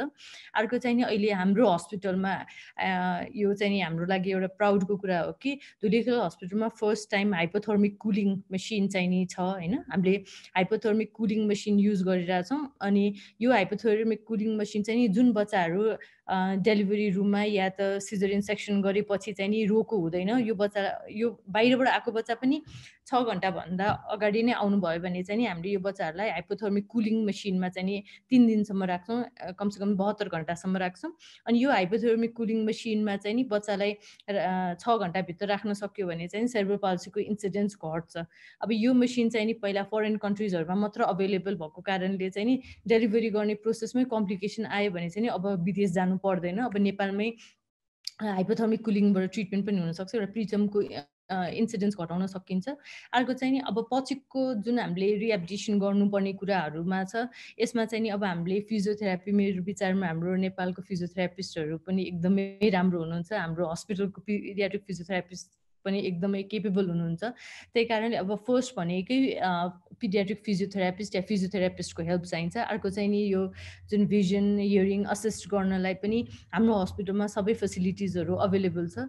नभएको अभाइलेबल फेसिलिटिजहरू नभएको कारणमा चाहिँ नि हामीले चियर्स हस्पिटल, हाम्रो यो मनोहरा पुलमा पेप्सी कोलानीर चियर्स हस्पिटल भने चाहिँ यहाँ चाहिँ हामी बच्चाहरूलाई आँखा र कान जचाउनमा रिफर गर्न सक्छौँ। त्यो पनि हाम्रै नेपालको प्रेमिसेसमै भयो। अनि अरू कुरा भनेको चाहिँ नि अब जस्तै कति बच्चाहरूलाई चाहिँ नि हामीले यो जुन स्पास्टिसिटी भइरहेको हुन्छ यसमा चाहिँ नि ब्याक्लोफेनहरू दिने, बटक्सहरू लगाउने, यो प्रविधि पनि नेपालमै प्रेजेन्ट भएको कारणले as a major treatment facility चाहिँ नि हाम्रै नेपालमा भएको कारणले फरेनमा हुने फेसिलिटिजमा डिपेन्ड गर्नु पर्दैन। रेगुलर यही नै फिजियोथेरापी गर्न सक्यो, रेगुलर यही नै सिजरको म्यानेजमेन्टहरू गर्न सक्यो, रेगुलर फलोअप गराउन सक्यो भने चाहिँ नि फरेनभन्दा नेपाल पनि अब कम बेटर भएको छैन भन्ने कुरा। धन्यवाद। Thank you Pritija ma'am. Cerebral palsy भएको बच्चाहरूलाई फिजियोथेरापीले धेरै सहयोग पुर्याएको छ भन्ने कुरा हामी सबैले थाहा पायौँ। यसै सिलसिलामा अब म अर्को प्रश्न स्मिता म्यामलाई गर्न चाहन्छु। बच्चा बच्चीहरूको रमाउने खेल्ने बानी हुन्छ, तसर्थ बच्चाको लागि रिहेबिलिटेसन फेज कसरी रमाइलो गर्न सकिन्छ? हजुर, thank you for the question. जस्तो हामीले अब बच्चाहरू त डेफिनेटली जन्मेदेखि 18 वर्षसम्मको सेरेब्रल पाल्सी चाइल्डहरूलाई हामीले फिजियोथेरापी ट्रिटमेन्ट दिन्छौँ।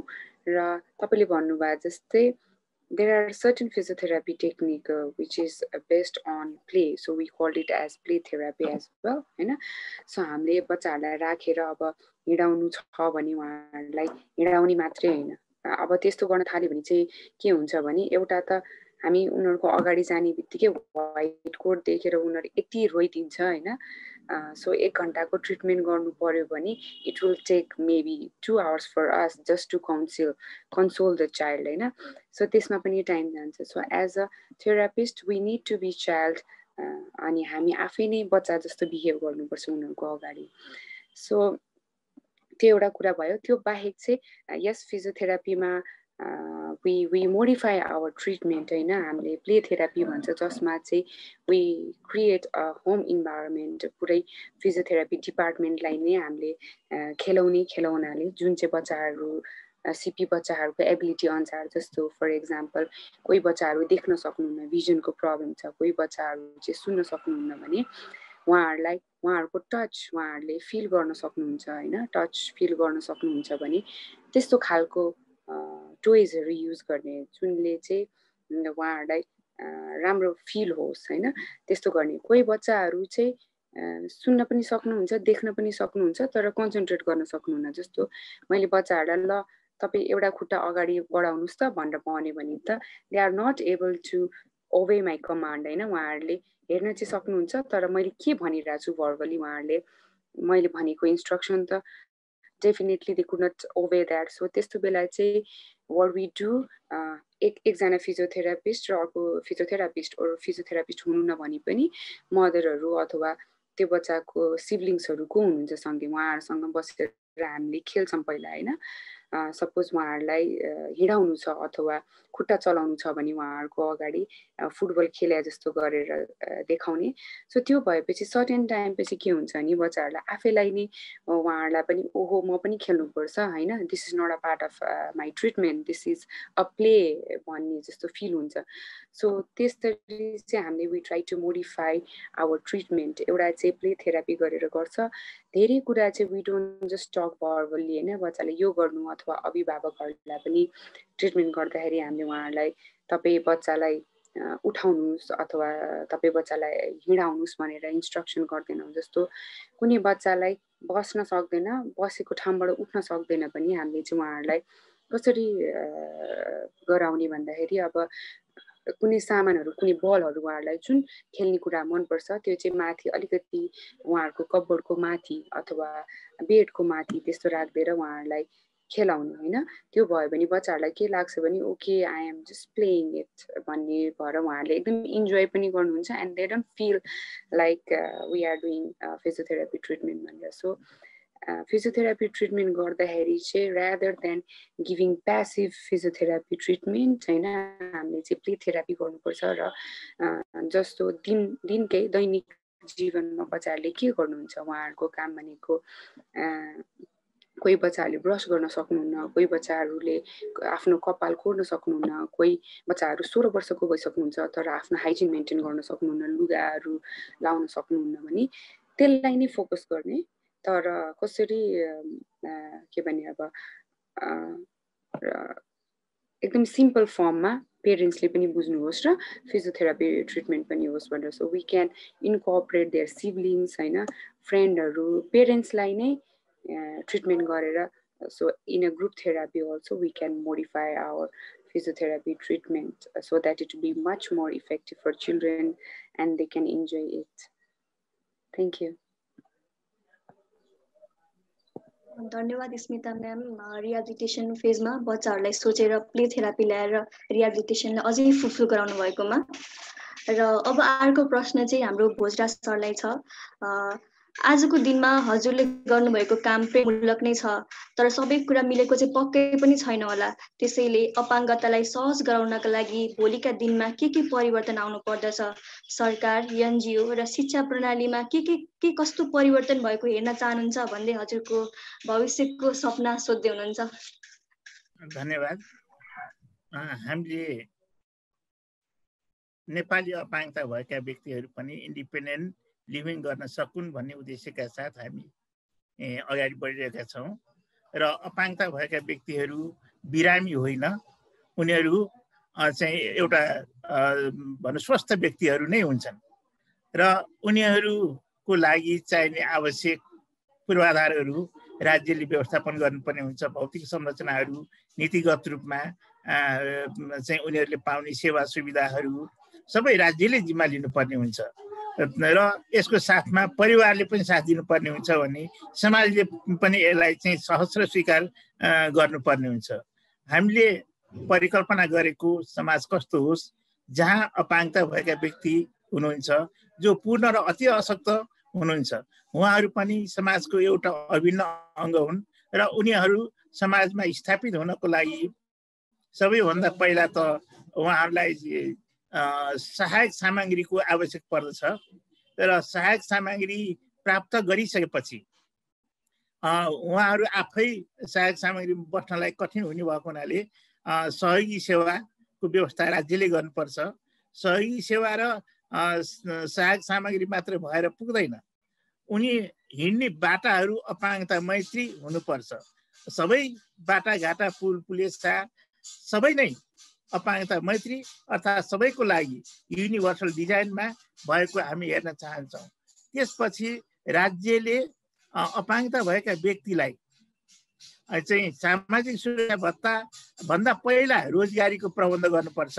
यदि रोजगारी दिन सकेन भने उसको लागि आवश्यक पर्ने चाहिँ सामाजिक सुरक्षा भत्ताको व्यवस्था राज्यबाट हुनुपर्छ र राज्यले ती दिइसकेपछि अर्को एउटा महत्त्वपूर्ण कुरो भनेको हाउसिङ एन्ड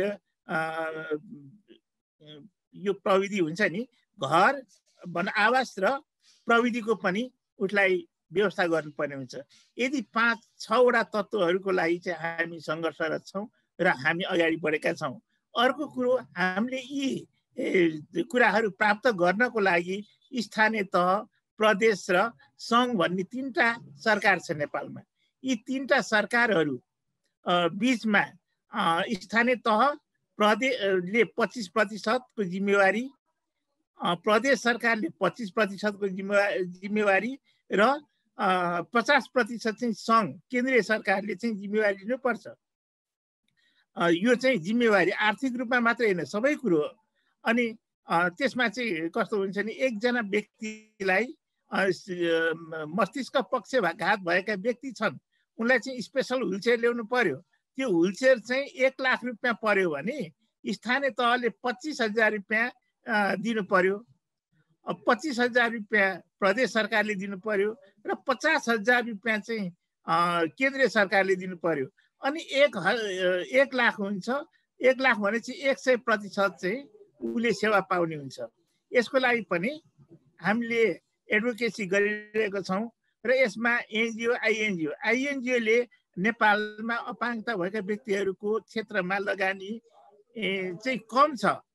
अपाङ्गता भएका व्यक्तिहरूले सञ्चालन गरेको चाहिँ डिपिओजहरू भनौँ, यो संस्थाहरूलाई चाहिँ उहाँहरूले दिन हिचकिचाइरहेको छ।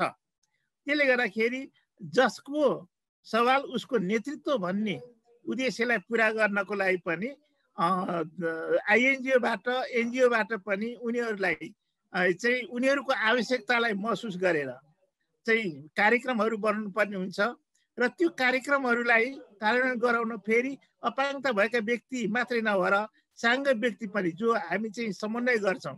म एउटा व्हिलचेयर प्रयोगकर्ता छु भने मेरो लागि मै मात्रै भन्यो भने अन्याय हुन सक्छ। त्यसकारण साङ्ग र अपाङ्गता बीचको खाडललाई, विभेदलाई अन्त्य गर्न पनि हामी समाजमै रहनुपर्छ, ताकि त्यो समाज जहाँ चाहिँ अत्यन्त दुर्गम छ, त्यहाँ व्हिलचेयर पनि चल्दैन, सहायक सामग्री पनि छैन, त्यो घरभित्रबाट बाहिर निस्किन पनि गाह्रो छ भने त्यहीँ बसिरहनु पर्छ भन्ने कुरो हामी मान्दैनौँ। उहाँहरूलाई जहाँ अनुकूल हुन्छ त्यो ठाउँमा चाहिँ बस्ने वातावरण राज्यले व्यवस्थापन गर्नुपर्छ र हामी स्वनिर्णयमा बाँच्न चाहन्छौँ। डिसिजन मेकिङ राइट चाहिँ अपाङ्गता भएका व्यक्तिहरू स्वयंमा हुनुपर्छ, ताकि अरूले जे भन्यो त्यहीमा मात्रै हामी हिँड्यौँ भने अरूको गाइडमा मात्रै होइन, हामीले पनि आफ्नो डिसिजन गरेर जीवन समृद्धि र सुन्दर बनाउन सक्छौँ भन्ने उद्देश्यका साथ हामीले यो इन्डिपेन्डेन्ट लिभिङ कन्सेप्टलाई देशव्यापी रूपमा लैजान लागेका छौँ र यसलाई अगाडि बढाउनलाई यहाँहरू जस्ता युवा व्यक्तिहरूको पनि साथ र सहयोग चाहिन्छ र हामी करिब 30 वर्षको लक्ष्य लिएर चाहिँ काम गरेको छौँ। 10 वर्ष भयो, अब 20 वर्षमा साँच्चै यहाँहरूले पनि यो कन्सेप्टको आधारमा नेपालमा अपाङ्गता भएका व्यक्तिहरूको जीवन स्तर सुन्दर र शान्त अनि समृद्ध भएको चाहिँ हेर्न चाहनुहुन्छ। हामी त्यही लक्ष्यमा अगाडि बढेका छौँ। धन्यवाद भोजराज सर। पक्कै पनि एकाधबाट ताली बज्दैन, राज्यको तर्फबाट नि केही पहल होस् र हामी जस्तो युवाहरूले पनि हजुरलाई केही सहयोग गर्न सकेर इन्डिपेन्डेन्ट लिभिङ सेन्टर अझै माथि जाओस् भन्ने आशा राख्दछु। यस लगत्तै अब अर्को प्रश्नतिर लागे। यदि हजुरलाई प्रश्नहरू छ भने च्याट बक्स मार्फत पठाउन सक्नुहुन्छ। फेरि भन्न चाहे, अब अर्को प्रश्न चाहिँ हाम्रो म्यामलाई छ, प्रितुजा म्यामलाई छ। एज अ पेडियाट्रिसियन हजुरलाई फिजियोथेरापिस्टको भूमिका केमा छ जस्तो लाग्छ भनेर सोध्नु भएको छ। यो मैले अघि नै भनिसकेँ कि हामीले जति पनि केस अफ सेरिब्रल पाल्सी हेर्छौँ यो चाहिँ नि हामीले सबै फिजियोथेरापिस्टलाई नै रिफर गर्छौँ। कति कन्डिसन्समा चाहिँ नि सेरिब्रल पाल्सी नै नहोला होइन। डक्टर के अरे अघि हाम्रो स्मिता म्यामले भनेको जस्तै पेसेन्ट चाहिँ नि डेभलपमेन्टल डिले होला, डेभलपमेन्टल डिले हुँदैमा सेरेब्रल पल्सी हुन्छ भन्ने छैन। तर त्यो डेभलपमेन्टल डिलेलाई पनि कति कुरामा चाहिँ हामीले रोक्न सक्छौँ, कति कुराहरूलाई चाहिँ हामीले अलिकति अगाडि फेजमै फिजियोथेरापी दिएर रोक्न सक्छौँ। त्यही कारणले त्यो कुराहरूमा चाहिँ नि हाम्रो फिजियोथेरापीको रोल एकदमै इम्पोर्टेन्ट छ। एज अ फिजियोथेरापी हामी कुनै केसहरू आयो भने स्मितासँग निष्ठा म्यामसँग हामी सधैँ पनि केस डिस्कस गरिरहेको हुन्छौँ। अब हामीले कुनै पेसेन्टलाई फिजियोथेरापीमा पठायौँ, त्यो बच्चालाई त्यहाँ सिजर आयो भने कसरी हामीले त्यो ट्रिटमेन्टलाई कन्टिन्यू गर्ने, केही चेन्ज गर्नु छ कि छैन, त्यो बच्चाको के फिचर्समा चाहिँ फिजियोथेरापी मोर फोकस हुनुपर्छ, यो कुराहरू चाहिँ हामी डिस्कसन गरेर गरिरहेको भएर फिजियोथेरापीको रोल चाहिँ कुनै पनि बच्चा डेभलपमेन्टल डिले भएर प्रेजेन्ट गर्छ भने त्यसमा एकदमै इम्पोर्टेन्ट छ। अनि अघि स्मिता म्यामले भने जस्तो फिजियोथेरापी को पनि भेरियस पार्ट्स हुन्छ होइन, जस्तै अकुपेसनल थेरापिस्ट हामीलाई सबभन्दा धेरै इम्पोर्टेन्ट पनि अकुपेसनल थेरापिस्ट हुन्छ। अकुपेसनल थेरापिस्टमा चाहिँ नि जुन कुरा अब हामीले डेली लाइफमा गर्छौँ त्यो कुराहरू सिकाउन पायो भने पेरेन्ट्सलाई पनि घरमा सजिलो हुन्छ। एज अ होल फिजियोथेरापी नै सबै नबुझे पनि अकुपेसनल थेरापीको धेरै कुराहरू आमा या बुवाले घरमा गराउन सक्यो भने त्यो पनि एकदम बेनिफिट हुन जान्छ। त्यही भएर कुनै पनि बच्चा डेभलपमेन्टल डिले भएर प्रेजेन्ट गर्छ या डेभलपमेन्टल डिले हुने चान्सेस छ भने फिजियोथेरापीले त्यो प्रोसेसलाई धेरै हेल्प गर्न सक्नुहुन्छ। हामीले डायग्नोजमा मोर एफर्ट लगाउने, उहाँहरूले ट्रिटमेन्टमा मोर एफर्ट लगाउनुहुन्छ। त्यही कारणले म फिजियोथेरापीको रोल चाहिँ म एकदमै इम्पोर्टेन्ट ठान्छु। अनि म अहिलेसम्म सबै फिजियोथेरापिस्टहरूलाई थ्याङ्क यू भन्न चाहन्छु, किनभने उहाँहरूले गर्दा नि हामीले धेरै बच्चाहरूलाई इम्प्रुभ गर्न सकेको छौँ। Thank you. धन्यवाद म्याम। अबको अर्को प्रश्न चाहिँ म स्मिता म्यामलाई गर्न चाहन्छु। हजुरले भनेअनुसार 5 वर्षभित्र बच्चाहरूलाई डेभलपमेन्टल डिले या के देखियो भने चाहिँ हामीले एसेस गरेर सिपी हुँदैन भनेर भन्ने जस्तो कुरा गर्नुभएको छ। यदि 5 वर्षभित्रमा एसेस गर्यो तर प्यारेन्ट्सको पर्सेप्सन चेन्ज हुन सक्छ यदि त्यो गर्यो भने। र अर्को पनि यहाँ थप्नु भएको छ, यदि 5 वर्षभित्रमा एसेस गरेर पछि गएर सिपी नै भएन भने, केही नै त्यस्तो केस देखेन भने चाहिँ यस्तो केसहरू कसरी ह्यान्डल गर्नुहुन्छ क्लिनिकलमा भनेर सोध्नु भएको छ। Okay, thank you सन्ध्याजी for the जस्तो यस मैले 5 वर्ष चाहिँ किन भनेको भने 5 वर्षसम्ममा यदि बच्चा हाम्रोमा फिजियोथेरापी ट्रिटमेन्टको लागि रेफरल भएर आउनुभयो भने चाहिँ हामीले जुन फिजियोथेरापी ट्रिटमेन्ट दिन्छौँ त्यसको आउटकम चाहिँ अलि म्याक्सिमम हुन्छ। म्याक्सिमम इन द सेन्स जस्तो कुनै बच्चाहरू 6 वर्ष अथवा 8 वर्षमा हाम्रोमा आउनुभयो भने अलरेडी उहाँहरू चाहिँ धेरै इफेक्ट भएर आइसक्नु भएको हुन्छ। उहाँहरूको हात नचल्ने होइन, मसलहरू पुरै कडा हुने, जोड्नीहरू पनि पुरै कडा हुने त्यस्तो भइसकेको हुन्छ। सो त्यो समयमा यदि उहाँहरू आउनुभयो, त्यस्तो स्थितिमा हामी कहाँ आउनुभयो भने we don't give them wrong hope होइन। हामीले पेरेन्ट्सहरूलाई चाहिँ ओके ल तपाईँ आउनुभयो, तपाईँको बच्चाको स्थिति यस्तो छ, तर म चाहिँ तपाईँको बच्चालाई 1 महिनामा हिँड्न सक्ने बनाउँछु, अथवा म तपाईँको बच्चाको खुट्टा चाहिँ यति डिग्री चल्दैन तर म चाहिँ सिधा बनाउँछु भनेर हामीले कहिले पनि रङ होप दिनु हुँदैन यस्तो कन्डिसनमा। So rather than giving physiotherapy treatment in such kind of condition हामीले चाहिँ रेफरल गर्छौँ होइन। त्यो बेला चाहिँ मेन भनेकै जस्तै पृथुजा म्यामले भन्नुभयो उहाँहरूको रोल आउँछ त्यस्तोमा होइन। मेबी डक्टरहरूले सर्जरी गरेर हुन्छ कि खुट्टालाई अलिकति मासुलाई अलिकति लुज बनाइदिने होइन, जोड्नीहरूलाई सर्जरी गरेर अलिक खुकुलो बनाइदिने हो। सो त्यस्तोहरूमा हामी चाहिँ डक्टरहरूलाई रेफर गर्छौँ। So apart from this not only doctor होइन, हाम्रो प्रोस्थेटिक अर्थोटिक डिपार्टमेन्ट हुनुहुन्छ, उहाँहरूले चाहिँ डिफ्रेन्ट इक्विपमेन्टहरू दिनुहुन्छ यस्तो बच्चाहरूलाई। जस्तो कुनै बच्चाको खुट्टै चल्दैन भने उहाँहरूको लागि एउटा स्पेसल सुज हुन्छ जसले चाहिँ खुट्टा सिधा बनाउने। सो हामीले उहाँहरूलाई पनि रेफर गर्दछौँ यस्तो 5 वर्ष अथवा एकदमै कम्प्लिकेटेड केसेस आयो जसमा चाहिँ हामीले फिजियोथेरापीले धेरै हामीले इम्प्रुभमेन्ट ल्याउन सक्दैनौँ भने। तर हाम्रो त्यस्तो केसमा इट डजन्ट मिन द्याट हामीले चाहिँ केही नै गर्न नसक्ने चाहिँ होइन। त्यस्तो यदि कुनै बच्चा हुनुहुन्छ उहाँको चाहिँ टाउको पनि उठाउन सक्नुहुन्न, हात खुट्टा पनि चलाउन सक्नुहुन्न, बेडको बेडै सुतिराख्नुहुन्छ र उहाँहरूलाई एउटा एक साइडमा रोल गर्नलाई पनि अभिभावकको हेल्प चाहिन्छ। सो त्यस्तोहरूमा चाहिँ हामीले यस वी प्रोभाइड फिजियोथेरापी ट्रिटमेन्ट, तर हाम्रो चाहिँ गोल एकदमै सानो तर एकदमै स्पेसिफिक हुन्छ। जस्तो हामीले उहाँहरूलाई अब उठाउँछौँ हामीले उहाँहरूलाई हिँड्न गराउँछौँ भनेर कहिले पनि त्यत्रो ठुल्ठुलो गोल राख्न मिल्दैन, किनकि त्यत्रो ठुलो गोल राख्यो भने हाम्रो ट्रिटमेन्ट पनि इफेक्टिभ हुँदैन र अभिभावकहरूलाई पनि प्रोत्साहन मिल्दैन होइन। सो त्यस्तो केसेसहरू छ भने चाहिँ हामीले सिम्पल यदि बेडबाट कसरी कोल्टे फर्किनु, सो बेडबाट कोल्टे फर्किन सक्नुहुन्छ, मेबी 1 महिना पनि लाग्न सक्छ, 2 महिना पनि लाग्न सक्छ, इट डिपेन्ड्स हामीले कतिको ट्राई गरिरहेछ। त्यो भन्दा पनि घर गएपछि अभिभावकहरूले कतिको ट्रिटमेन्ट गरिरहनु भएको छ होइन। हामीले त 1 घन्टा 2 घन्टा गर्छौँ, तर अभिभावकहरूले त मेबी दिनमा 10-5 घन्टा जति त लाइक इन्टरभल बेसिसमा ट्रिटमेन्टहरू गर्नुपर्छ। सो त्यो भयो भने चाहिँ आउटकम मेजर राम्रो आउँछ। सो अर्को भनेको चाहिँ डायग्नोसिसको केसमा यदि यस समटाइम्स मिसडायग्नोसिस पनि हुने एकदमै प्रबल सम्भावनाहरू हुनसक्छ होइन। त्यस्तो छ भने चाहिँ exactly we don't give exact diagnosis होइन, यहीमा के अरे सिपी नै छ भनेर that's the reason I told 5 years होइन। 5 yearsमा चाहिँ के हुन्छ भने म्याक्सिमम बच्चाहरूको डेभलपमेन्टल माइलस्टोन उहाँहरूले चाहिँ अचिभ गरिसकेको हुनुहुन्छ।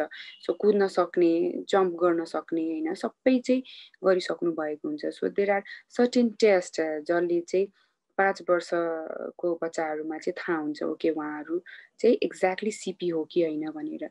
सो यदि हामी कन्फर्म छैनौँ, यदि हामी स्योर छैनौँ भने we don't diagnose them as a cerebral palsy होइन। हामीले चाहिँ उहाँहरूलाई डेभलपमेन्टल डिले अथवा केही न्युरोलोजिकल प्रब्लम छ भनेर त्यो क्याटेगोरीमा राख्छौँ। सो यदि मिसडायग्नोसिस हुने चान्सेस त भेरी लेस हुन्छ, बिकज नट ओन्ली आस होइन, जस्तो पिडियाट्रिक डक्टरहरूले पनि डायग्नोसिस गर्नुहुन्छ। So we also do diagnosis in terms of physiotherapy, अनि अकुपेसनल थेरापिस्टहरूले पनि गर्नुहुन्छ। So all medical team who are working for cerebral palsy child, so उहाँहरूले गरेको भएर चाहिँ usually there is very less chance of getting misdiagnosis. तर misdiagnosis भयो भन्दैमा we don't need to panic होइन। यदि छ सिपी बच्चाहरू हुनुहुन्न उहाँहरू त मैले चाहिँ अब अभिभावकहरूलाई चाहिँ ओके तपाईँको बच्चा चाहिँ सिपी हो, भविष्यमा गएर सिपी हुनुहुन्छ भनेर पछि चाहिँ राम्रो हुनुभयो भने त्यसमा त्यति प्यानिक गर्नुपर्ने छैन, किनकि लाइक आई सेड बिफोर होइन, उहाँहरूलाई चाहिँ हामीले डेभलपमेन्टल डिलेको क्याटेगोरीमा राख्छौँ र हाम्रो उपचारको प्रक्रिया चाहिँ अलमोस्ट सेमै हुन्छ जुन सिपी बच्चालाई र अरू बच्चाहरूलाई गर्ने। So this is how we tackle our situation when it is अर्को सिपी छैन भने। So this is how we work.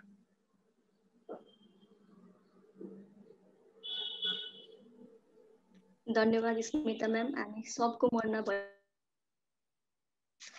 अब अर्को प्रश्न चाहिँ भोजराज सरले आएको छ। अपाङ्गता भएका मानिसलाई आफ्नो दैनिक र आफू आर्थिक रूपले स्वतन्त्र हुनलाई के कुराले कठिनाइ गरिरहेको छ? र अर्को प्रश्न पनि यसमा जोडिएको छ, डिसेबिलिटिज भएको मान्छेलाई यदि व्हीलचेयर नै चाहियो भने चाहिँ कसलाई सम्पर्क गर्न सकिन्छ भनेर। धन्यवाद सन्ध्याजी। अपाङ्गता भएका व्यक्तिहरूलाई आर्थिक सशक्तिकरण र उसको हरेक दैनिक क्रियाकलाप सञ्चालन गर्नको लागि चाहिँ मैले अघि पनि भनिसकेँ, सबभन्दा पहिला त अपाङ्गता भएको व्यक्ति घरभित्र बस्ने होइन, ऊ बाहिर निस्कने जमर्को गर्नुपर्छ। बाहिर निस्कनको लागि आवश्यक पर्ने पूर्वाधार भनेको सहायक सामग्री हो, चाहे व्हीलचेयर होस्, चाहे सेतो छडी होस्, चाहे बैशाखी होस्, चाहे अर्थोसिस प्रोथेसिस होस्। त्यो प्राप्त गरिसकेपछि ऊ बाहिर निस्कने र उसलाई चाहिने आवश्यक कुराहरू आउनु जरुरी छ। यसका लागि सबभन्दा पहिला त सहायक सामग्री भयो, त्यसपछि गएर अर्को भौतिक संरचना। हामीलाई एउटा सानो ढुङ्गोले पनि, एउटा इँटाले पनि हामीलाई चाहिँ अवरोध सिर्जना गर्छ। त्यसले गर्दाखेरि अपाङ्गता मैत्री संरचनाहरू अपरिहार्य छ भने त्यसै गरी दृष्टिकोणमा पनि चेन्ज आउनुपर्छ।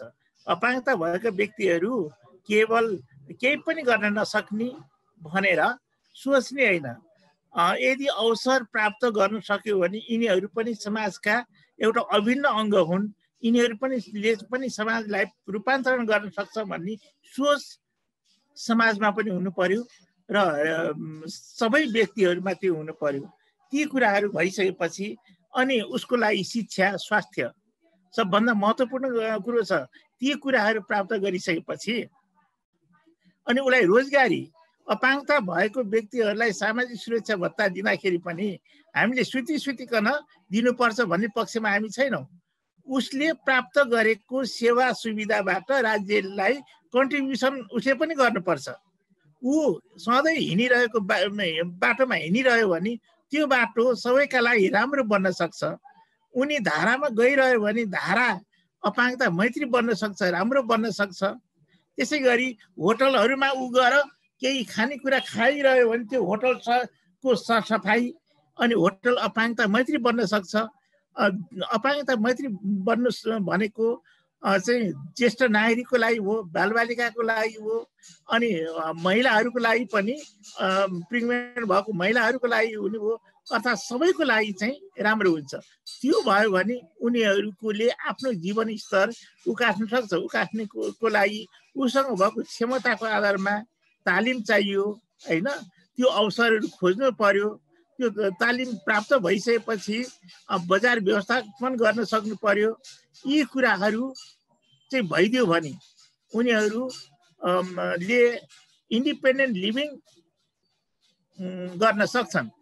उनको लागि बस्नको लागि योग्य कोठाहरू चाहियो, बाथरुमहरू त्यस्तै चाहियो हैन, ऊ स्वतन्त्र रूपमा जाने यातायातका साधनहरू चाहियो हैन। कसैले उचालेर चाहिँ बोकेर चाहिँ राखिदिनु पर्ने गाडीमा अरूले बोकेर राखिदिन सक्ने सम्भावना छैन। त्यसकारण अपाङ्गता मैत्री गाडीहरू पनि हुनु पर्यो। त्यो भयो भने उनीहरूको समृद्ध जीवन यापन गर्न सक्छ। अर्को कुरो के भन्नुभएको थियो सन्ध्याजी? दोस्रो डिसेबिलिटिज भएको मान्छेहरूलाई व्हील चेयर चाहियो भने चाहिँ कसरी सम्पर्क गर्न सकिन्छ भनेर सोध्नुहोस्। नेपालमा व्हील चेयर उत्पादनको सुरुवात हामीले नै काठमाडौँ युनिभर्सिटीसँग मिलेर त्यहीँबाट नेपालमा सबभन्दा पहिला एल्युमिनियमको व्हील चेयरहरू हामीले उत्पादन गरेका थियौँ। हामीले करिब 200 वटा जति उत्पादन गरेका थियौँ। नेपालमा त्यो छैन, नेपालमा उत्पादन हुँदैन। नेपालको अपाङ्गता भएको व्यक्तिहरूलाई वार्षिक 4000 भन्दा बढी व्हील चेयरहरू चाहिन्छ र अहिले डोनरहरूले बाहिरी देशहरूले चाहिँ एउटा भनौँ चाइनाबाट नेपालमा पठाएको हुन्छ, जापानबाट पठाएको हुन्छ, त्यो आउँछ र कतिखेर उनीहरूले पाउँछ भन्ने कुरो चाहिँ यकिन छैन।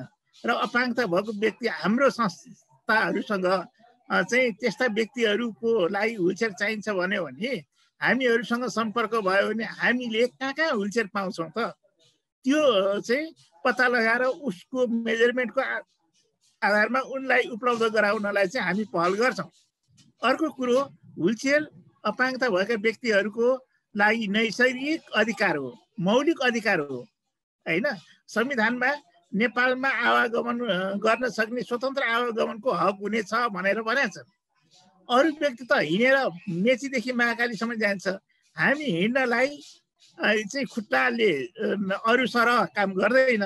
त्यसकारण व्हीलचेयर मैले पाउनुपर्छ। तर त्यो व्हीलचेयर पाउँदाखेरि कोही मन्त्री कोही सचिवबाट चाहिँ वितरण गरेर चाहिँ उसले पाउनुपर्छ भन्ने पक्षमा हामी छैनौँ। जुन ठाउँमा उसलाई आवश्यकता पर्छ त्यही ठाउँमा उसले सहायक सामग्री पाउनुपर्छ भन्ने पक्षमा हामी छौँ र त्यसको लागि चाहिँ हामीले वकालत गरेका छौँ। र नेपालमा नेपालको बाटोहरूको बारेमा नेपालमा कस्तो खालको व्हीलचेयरहरू चाहिँ प्रयोग गर्छ त्यो बारेमा चाहिँ एउटा सेफिल्ड विश्वविद्यालय युकेबाट चाहिँ एउटा रिसर्च भइरहेको छ। त्यो रिसर्च पछि नेपालमा पनि फेरि त्यस्तै व्हीलचेयर उत्पादन गर्नको लागि चाहिँ आवश्यक प्रक्रियाहरू चाहिँ आवश्यक पर्छ। र अर्को कुरो भनेको इलेक्ट्रिक व्हीलचेयर सिपी केस भएको व्यक्तिहरूको लागि इलेक्ट्रिक व्हीलचेयर नभई हुँदैन, नेपालमा उत्पादन हुँदैन। त्यसकारण यो बाहिरबाट ल्याउनु पर्ने भएको हुनाले अत्यन्त महँगो पनि हुन्छ। मैले यति भने अपाङ्गता भएको व्यक्तिहरूको सङ्घ संस्थामा सम्पर्क भयो भने व्हीलचेयर पाउने सम्भावना छ। तर त्यो व्हीलचेयर वर्ष दिन 6 महिना वर्ष दिनभन्दा बढी जाँदैन, फेरि अर्को चाहिहाल्छ। त्यसकारण यी कुराहरूमा चाहिँ मैले जति बुझेको छु त्यति यहाँलाई जानकारी गराएँ। धन्यवाद। धन्यवाद सर। अब अर्को यहाँ पार्टिसिपेन्ट्सबाट अर्को जिज्ञासा आएको छ र यो जिज्ञासा म पृथुजा म्यामलाई सोध्न चाहन्छु। धुलिखेल हस्पिटलमा अकुपेसनल थेरापिस्टहरू चाहिँ हुनुहुन्न, तर उहाँहरूको रोल पनि सेरेब्रल पल्सीमा चाहिँ एकदमै इम्पोर्टेन्ट रहेको छ। यस्तो बेला उहाँहरूलाई रिफर गर्ने कुराको कस्तो छ जानकारी गराइदिनुहोस् न। प्रस्तुतलाई धन्यवाद। अब तपाईँले भने जस्तो अकुपेसनल थेरापिस्ट हामीसँग हुनुहुन्न, तर कति टाइममा हामी कहाँ अकुपेसनल थेरापिस्टहरूको भिजिट भइरहेको हुन्छ फरेनबाट होइन। त्यस्तो बेलामा पनि फिजियोथेरापिस्टहरू उहाँहरूले नै चाहिने बच्चाहरूलाई बोलाएर कसरी अकुपेसनल थेरापी दिन मिल्छ भन्ने कुराहरू आफैले डिसाइड गरिराख्नु भएको हुन्छ। कति टाइममा कस्तो हुन्छ भने अब सेरेब्रल पल्सी या डेभलपमेन्टल डिले भएको बच्चालाई हामीले कुरा गरिसकेपछि, हामीले काउन्सिलिङ गरिसकेपछि हाम्रो सेरेब्रल पल्सी सेन्टर छ भने उहाँहरू धेरैजनाले बुझिसकेको हुन्छ। अनि त्यही भएर उहाँहरूले चाहिँ नि अब बरु त्यहाँ पनि एकचोटि अकुपेसनल थेरापिस्ट हुनुहुन्छ कि त्यहाँ पनि अरू नै केही कुराहरू सिक्न सकिन्छ कि भनेर त्यहाँ पनि भिजिट गर्नुहुन्छ। उता सेरेब्रल पल्सी सेन्टरमा चाहिँ नि मैले थाहा पाए अनुसार चाहिँ नि हाम्रो पेसेन्टहरू धेरैजना जो भिजिट गर्नुभएको हुन्छ उहाँहरूले चाहिँ नि 1 मन्थको चाहिँ नि त्यहाँ बस्नुपर्ने हुन्छ, उहाँहरूलाई घर दिएको हुन्छ। 1 मन्थ बस्दाखेरि चाहिँ नि त्यहाँ अकुपेसनल थेरापिस्ट, फिजियोथेरापिस्ट, पिडियाट्रिक डक्टरहरू सबैजनाले नै हेरेर त्यहाँ सिकाउनुहुन्छ 1 महिनामा कसरी बच्चालाई ह्यान्डल गर्न सकिन्छ भन्ने कुरा। हामीले एज सच चाहिँ नि अकुपेसनल थेरापिस्टकै जानु भनेर रिफर चाहिँ नि गरेको हुँदैन। हामीले चाहिँ नि हाम्रो फिजियोथेरापिस्टहरूकै रिफर गरेर उहाँहरूले पनि धेरै अकुपेसनल थेरापीको कुराहरू चाहिँ सिकाइराख्नु भएको हुन्छ। कति टाइममा चाहिँ नि कस्तो हुन्छ भने हामीले एज अ पिडियाट्रिसियन नै पेसेन्टलाई हेर्दाखेरि पनि पेसेन्टसँग हामीले अघि स्मिता म्यामले भन्नुभयो कि बच्चालाई ट्रिट गर्दा हामी आफै बच्चा भएर बस्नुपर्छ। त्यही भएर धेरै कुराहरू हामीले सिकाउँदाखेरि चाहिँ नि हामीले कसरी खुवाउने, कसरी बच्चाले कसरी अब आमाले बच्चालाई जबरजस्ती तानेर लगिरहेको बेला कसरी बच्चालाई हिँड्न सिकाइदिने, कसरी बच्चालाई बसाउने, कसरी उसलाई खुवाउन सिकाउने भन्ने कुराहरू थोरै जति हामीलाई आइडिया भइरहेको हुन्छ त्यो पनि हामीले सिकाइरहेको हुन्छौँ। तर यो जुन टोनहरू पोस्चरहरूलाई मिलाउने कुराहरूमा चाहिँ नि हामीले त्यस्तो कुराहरूमा चाहिँ फिजियोथेरापिस्टकै हेल्प लिइरहेको हुन्छौँ।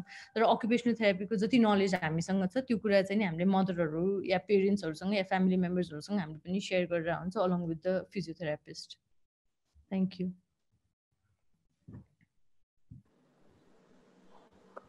धन्यवाद पृथुजा म्याम। अब चाहिँ हामी च्याट बक्सको क्वेसनतर्फ लाग्नेछौँ। त्यही भएर अझै पनि हजुरलाई क्वेसनहरू छ भने च्याट बक्स मार्फत पठाउन सक्नुहुन्छ। र अब च्याट बक्स मार्फत एउटा पहिलो क्वेसन आएको छ स्मिता म्यामलाई। यो चाहिँ इङ्ग्लिसमा आएको छ। Apart from treatment programs conducted for the children with CP as well. For example, last year fashion show was conducted for children with cerebral palsy, which is great. I want the impact of our their families on society as a whole. Sorry सन्ध्याजी, त्यो technical प्रब्लमहरु मैले क्वेसनमा अलिकति सुनिन। Could you please repeat it once again? Apart from treatment programs and campings, there are other programs conducted for children with cerebral palsy as well. For example, last year fashion show was conducted for children with cerebral palsy, which is great. I want to know what are the impact of organizing such inclusive and normative program on a children with CP, on their families, on society as a whole too. Okay, thank you for the question, and thank you so much for appreciating our program last year. होइन जस्तो yes, last year हामीले Department of Physiotherapy from Dhulikhel Hospital ले चाहिँ यो programme organise गरेको थियो. So which was totally a new program. होइन अहिलेसम्ममा जस्तो every year चाहिँ cerebral palsy DA मा चाहिँ हामीले थीम के हुन्छ, go green भनेर we either do our awareness walk होइन जसमा चाहिँ हामीले ग्रीन टी सर्ट लाएर सिपी बच्चाहरूलाई बाहिर लगेर अवेरनेसहरू गर्ने अथवा डिफ्रेन्ट प्रोग्राम हुन्छ. सो व्हाट वी थट कि केही समथिङ नयाँ गरौँ भनेर. सो मेन रिजन किन फ्यासन सो गरेको होइन, भन्दाखेरि चाहिँ के भयो भने युजली मान्छेहरूले के सोच्छन्, ओके सिपी बच्चा छ अलरेडी त हिँड्न सक्दैन होइन, उहाँहरूलाई हिँड्नमा डुल्नमा अथवा आफ्नो दैनिक क्रियाकलाप गर्नमा त यति गाह्रो हुन्छ होइन, so how they can do fashion show. So त्यही कन्सेप्टलाई चाहिँ हामीले लिएर यो फेसन सो अर्गनाइज गरेको हो। So which was very good. अनि हाम्रो सपोर्टर्सहरू पनि we had lot of more than 20 अर्गनाइजेसनहरूले हामीलाई सपोर्ट गर्नुभएको थियो, and which was a grand success. So त्यसबाट हामीले के फिडब्याक पायो भने when we went after conducting a program, we went to different organization होइन, SCRC चापागाउँमा छ जहाँबाट चाहिँ हाम्रो बच्चाहरू आउनुभएको थियो, उहाँहरूले फेसन सो गर्नुभएको थियो, डान्स प्रोग्राम गर्नुभएको थियो, गीतहरू गाउनु भएको थियो, विलचेयर डान्सहरू गर्नुभएको थियो। सो उहाँहरूलाई गएर भन्दाखेरि चाहिँ दे वर सो एक्साइटेड होइन, उहाँहरूले चाहिँ they ask me like ma'am अब फेरि कहिले अपर्च्युनिटी पाउँछ हामीले यस्तै फेसन सो गर्नलाई, we are really excited about this होइन, अब कहिले 1 महिनापछि गर्ने अथवा 6 महिनापछि गर्ने, फेरि हामीले डान्स गर्न त्यत्रो क्राउडमा हामीले डान्स गर्न कहिले पाउँछौँ भनेर they were asking me. So यो question itself is saying like त्यो प्रोग्राम पछि they develop self confident in them होइन, किनकि maybe they were not so out होइन, त्यो गर्नु भएको थिएन अब त्यत्रो पब्लिकमा मास फेस गर्ने। So that was the first thing, they develop confident in them self. र उहाँहरूलाई फेसन सो गरेपछि के एउटा फिल भएछ भने yes we also have a right to dress up nicely होइन, हामी चाहिँ किन अशक्त भयो भन्दैमा जहिले पनि लुगा लाउन सक्दैन, हामीले चेन लाउन सक्दैन, हामीले बटन लाउन सक्दैन भन्दैमा हामीले चाहिँ एउटा टी सर्ट मात्रै लाउनुपर्छ र we could also be very beautiful भन्ने उहाँहरूमा पनि आफूलाई ग्रुम गर्ने त्यो कुराहरू पनि एकदमै पोजिटिभ चेन्जेसहरू हामीले देख्यौँ। So and apart from this, they themselves thought कि ओके हामीले पनि यस्तो हिँडेर होइन, किनकि उहाँहरूलाई certain let's say for example 5 second hold गर्नलाई नै गाह्रो थियो भने त्यो when they did that such kind of program they were so excited होइन, एक हाफ एन आवरसम्ममा अथवा 1 आवरसम्म पनि उहाँहरू डिस्पाइट अफ देयर डिसेबिलिटिज होइन उहाँहरूले यति राम्रो पर्फर्मेन्स गर्नुभयो। सो उहाँहरूलाई आफ्नो क्यापेबिलिटिज पनि धेरै फिल भयो। सो एउटा कुरा चाहिँ चाइल्डको पर्सपेक्टिभमा these are the changes, positive changes which we found after organizing such kind of program. So त्यो बाहेक अरू जति अडियन्सहरू हुनुहुन्थ्यो वहाँ त्यहाँ चाहिँ बच्चाहरूको अभिभावकहरू हुनुहुन्थ्यो, बच्चाहरूलाई ट्रिटमेन्ट गर्ने फिजियोथेरापिस्ट डक्टरहरू अनि डिफ्रेन्ट सोसियल अर्गनाइजेसनहरू पनि हुनुहुन्थ्यो र जस्तो बच्चाहरूलाई डान्स सिकाउने स्पेसल एजुकेसन सिकाउने स्पेसल एजुकेटरहरू उहाँहरू पनि they were also very positive होइन, ए हामीले पनि यस्तो गर्न सक्दो रहेछ, वाइ हामीले चाहिँ जहिले पनि बच्चाहरूलाई भित्र राख्ने, किन एउटा सिम्पल भोकेसनल ट्रेनिङ मात्र दिने, किन क्यान्डल मात्र बनाउन सिकाउने, किन ब्याग मात्र बनाउन सिकाउने होइन, these are the thing which will bring up their potential भन्ने कुराहरू पनि इम्प्याक्ट गर्यो। So not only for child होइन, यो यस्तो इनोभेटिभ न्यू आइडिया लिएर आयो भने चाहिँ के हुन्छ भने एउटा त बच्चाहरूको पर्सपेक्टिभमा पनि धेरै राम्रो हुन्छ। अपार्ट फ्रम दिस पेरेन्ट्स अभिभावकहरू पनि they will feel very good कि ओ मेरो बच्चा पनि यस्तो गर्न सक्छ। आई नेभर थट, किनकि त्यहाँ देयर वर फ्यु पेरेन्ट्स होइन उहाँको बच्चाहरू चाहिँ अलिकति mentally they were not sound, किनकि क्राउडमा कहिले पनि जान नसक्ने हुनुहुन्थ्यो, बिहेभियरल प्रब्लम भएको।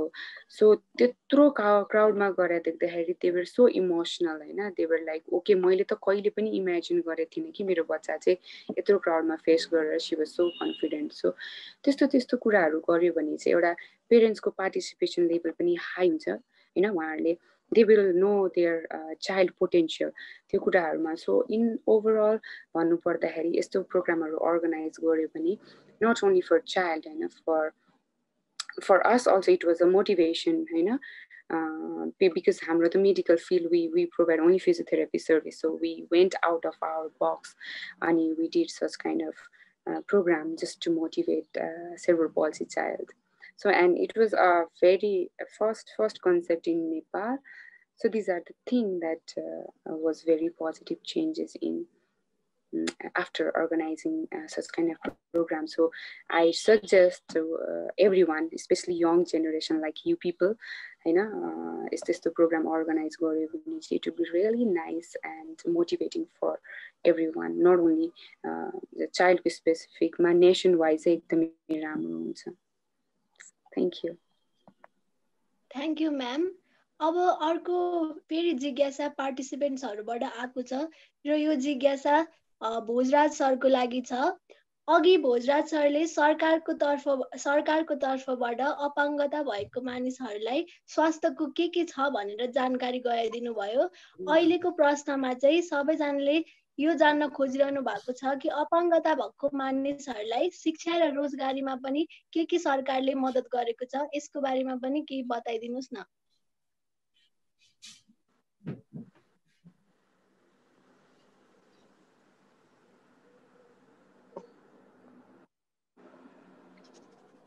Hello sir. रोजगारी र अर्को रोजगारी र शिक्षाको बारेमा। शिक्षा।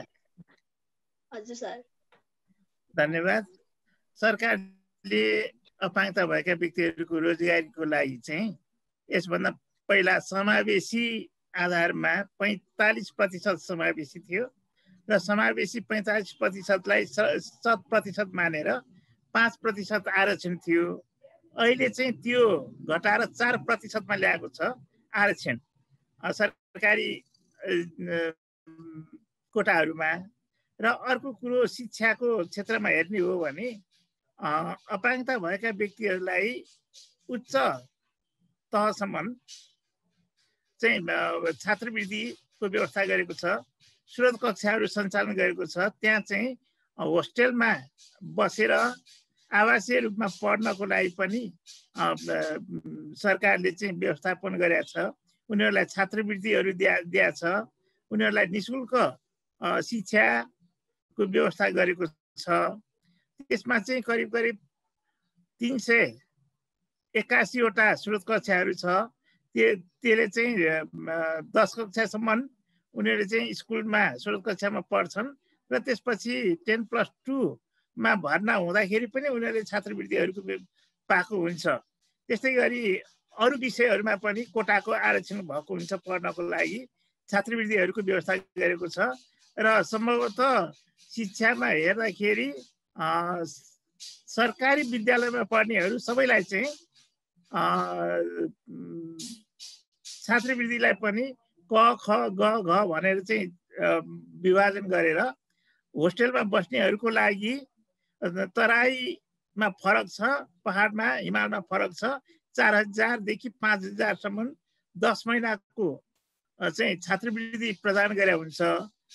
10 को 40,000 रुपैयाँ छात्रवृत्ति प्रदान गरेको हुन्छ, जो चाहिँ आवासमा बसेर पढाइ हुन्छ। तर प्राइभेट सेक्टरमा पनि समावेशीको आधारमा 10% चाहिँ छात्रवृत्ति दिनुपर्छ भनेर प्राइभेट स्कुलहरूलाई चाहिँ निर्देशन गरे हुन्छ। त्यसमा एका दुई बाहेक हतपत त्यहाँ चाहिँ अपाङ्गता भएको व्यक्तिहरूलाई चाहिँ भर्ना गर्न कठिन मान्दैन। त्यसले गर्दाखेरि प्राइभेटमा पढ्नेहरूको संख्या अत्यन्त न्यून छ। त्यही पनि फी तिरेर पढेको हुन्छ। अलिकति सम्पन्न व्यक्तिहरू छन् भने, होइन भने प्राइभेट स्कुलहरूमा प्राइभेट क्याम्पसहरूमा चाहिँ अलिकति कठिन छ। छात्रवृत्तिहरू दिन पनि कठिन छ। अलिकति कसैले चिनजान भएर अर्थात् सोर्स फोर्स लगायो भने मात्रै हो, होइन भने त्यहाँ पहुँच उनीहरूको त्यति पुग्दैन। तर अहिले नयाँ नीति के आएको छ भने अपाङ्गता भएका बालबालिकाको साथसाथमा शिक्षामा चाहिँ अपाङ्गता भएका व्यक्तिको सन्ततिलाई पनि, छोराछोरीलाई पनि निःशुल्क शिक्षा, छात्रवृत्ति सहितको शिक्षा पनि भन्ने आएको छ। त्यो कारण भइसकेको छैन। अहिलेसम्ममा हामीले चाल पाएको चाहिँ यिनै हुन्। र अपाङ्गता भएका व्यक्तिहरूले खोलेको विद्यालय 20 वटा छ। अहिले 20 वटा त्यो बहिराहरूको छ र दृष्टिविहीनहरू, शारीरिक अपाङ्गता भएकोहरू लगायत गरी 34 वटा विद्यालयहरू छन्। त्यहाँ पढ्ने विद्यार्थीहरूलाई चाहिँ सबैलाई छात्रवृत्तिको व्यवस्था छ। धन्यवाद। धन्यवाद भोजराज सर हामीलाई जानकारी गराइदिनु भएकोमा। अबको प्रसङ्ग चाहिँ म अघिको फेसन सो एन्ड सेरेब्रल पाल्सीमा लग्न चाहेँ, जहाँ चाहिँ हाम्रो निष्ठा म्याम अहिले पनि यहाँ हुनुहुन्छ होला। उहाँ चाहिँ नेपाल फिजियोथेरापी एसोसिएसनको सेक्रेटरी हुनुहुन्छ, Kathmandu university school of medical साइन्सको लेक्चरर र paediatric physiotherapist at Dhulikhel hospital हुनुहुन्छ। उहाँलाई चाहिँ त्यो प्रोग्राम गर्दाखेरिको च्यालेन्जेस कस्तो अनुभव भएको थियो, कस्तो फिल भएको थियो भनेर भन्नुको लागि चाहिँ अनुरोध गर्दछु। अनिष्ठा म्याम, हेलो हेलो, यो अलि सडनली भयो है, सो अलि ठिकै छ। सो त्यो प्रश्न चाहिँ एकचोटि फेरि भनिदिनुहोस् न, सरी। योभन्दा पहिलो वर्ष गरेको जुन फेसन सो गरेको थियो सेरेब्रल पाल्सी रिलेटेड, त्यसमा हजुर पनि इन्भल्भ हुनुभएको थियो, अनि त्यो सुरु स्टार्ट गर्दाखेरिको च्यालेन्जेस, ब्यारियर्स र हजुरलाई त्यो प्रोग्राम सकिसकेपछि कस्तो अनुभव भएको थियो भनेर सोध्नुभएको छ। लास्ट इयरको यो वर्ल्ड सेरेब्रल पाल्सी डेमा अर्गनाइज गरेको प्रोग्रामले चाहिँ एकदम मोटिभेटिङ थियो सबै प्यारेन्ट्सको लागि र अपाङ्गता भएको व्यक्तिहरूको लागि र सबैजना त्यहाँ उपस्थित हुनुभएको सबै अडियन्सको लागि सबैलाई चाहिँ एकदम मोटिभेटिङ थियो। मेन चाहिँ त्यो जब प्रोग्राम भइरहेको थियो, मैले चाहिँ I just want to share my experience होइन। त्यो प्रोग्राम भइरहेको बेला चाहिँ वरिपरि मान्छेहरूको चाहिँ एक्सप्रेसन हेर्दाखेरि चाहिँ दे वर भेरी मच एकदम हुन्छ नि एकदम भावुक अनि इमोसनल टाइप देखिरहनु भएको थियो कि सबै वरिपरिको मान्छेहरू। अनि आई थिङ्क त्यसले चाहिँ एकदम पोजिटिभ मेसेज गएको छ लोकल कम्युनिटिजमा। सो खासमा चाहिँ सो एकदम पोजिटिभ मेसेज गएको छ। सो त्यही नै भन्न चाहन्छु। खासमा चाहिँ मलाई यो प्रोग्राम गर्नुभएकोमा हजुरहरू Rotaract club of Kathmandu university school of medical science र हाम्रो भोजराज सर, डाक्टर पृथुजा र हाम्रो स्मिता केसी म्यामलाई चाहिँ एकदम कङ्ग्रेचुलेट गर्न चाहन्छु। र आज वर्ल्ड सेरेब्रल पाल्सी डेको दिनमा हजुरहरूको यो जुन चाहिँ प्रस्तुति जो टक सो गर्नु भएको छ, आई थिङ्क यसले चाहिँ एकदम धेरैजनालाई मोटिभेट गरेको छ। अनि thank you so much for organising this. अनि होप हामीले यसरी नै अगाडि बढ्न सक्छौँ। र अहिलेको रिसेन्ट मलाई राख्नु मन लागेको कुरा चाहिँ हामीले अवेरनेस अबाउट सेरेब्रल पाल्सीहरू त गरिरहेछौँ, तर अहिले हाम्रो रिसेन्ट अहिले हाम्रो अपडेट भनेको चाहिँ कोभिड रिलेटेड छ। कोभिडले गरेर चाहिँ धेरै कुराहरूमा चाहिँ बाधा अर्चनहरू आइरहेको छ। त्यस्तै गरी जुन चाहिँ हामीले हाम्रो सेन्टरमा जुन चाहिँ अहिले धुलिखेल हस्पिटलमा हामीले आउटपेसेन्ट डिपार्टमेन्टमा या हाम्रो सब एक्युट युनिट या रिहेबिलिटेसन हामीले जुन चाहिँ फिट केयर गर्थ्यौँ, त्यहाँ हाम्रो सिपी भएको बच्चाहरू आउनुहुन्थ्यो। महिनादेखि उहाँहरूले चाहिँ सर्भिसहरू चाहिँ पाउनु सक्नु भएको छैन होइन।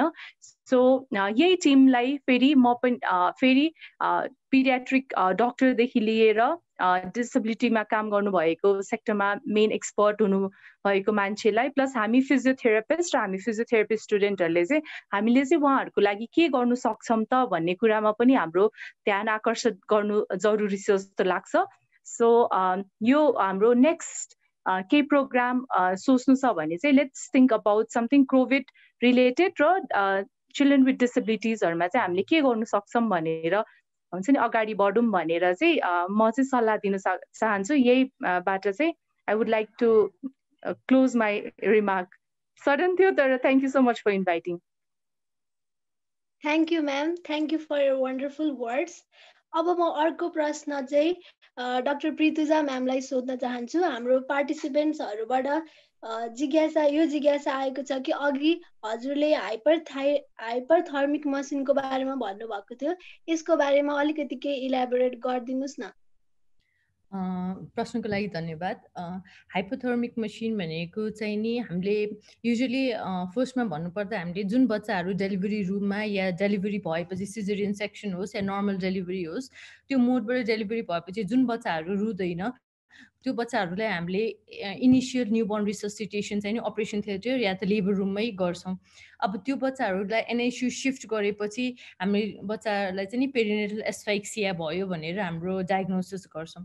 यो एस्फाइक्सियाको पनि लेभल हुन्छ, स्टेज 1, स्टेज 2 र स्टेज 3।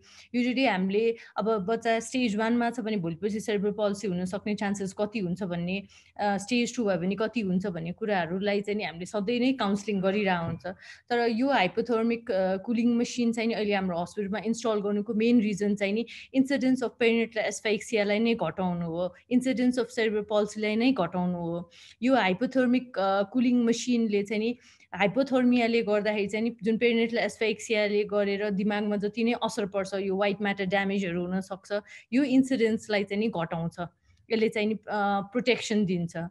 त्यही भएर हाइपोथर्मिक कुलिङ मसिन चाहिँ नि हाम्रो एउटा हाइपोथर्मिक कुलिङ मसिन छ। त्यो कुलिङ मसिनसँग कनेक्टेड चाहिँ एउटा ब्ल्याङ्केट हुन्छ। हामीले एउटा मसिनले चाहिँ नि 2टा बेडमा एस्फाइक्सिया भएको केसहरूलाई चाहिँ कुलिङमा राख्न सक्छौँ। अनि त्यो हाइपोथर्मिक कुलिङ मसिन चाहिँ नि हामीले 33.3 डिग्री सेन्टिग्रेड टेम्परेचरमा राख्छौँ। यो टेम्परेचर चाहिँ नि हामीले 72 आवर्ससम्म कन्टिन्यू गर्छौँ। यो हाइपोथर्मिक कुलिङ चाहिँ नि 72 आवर्ससम्म कन्टिन्यू गर्छौँ।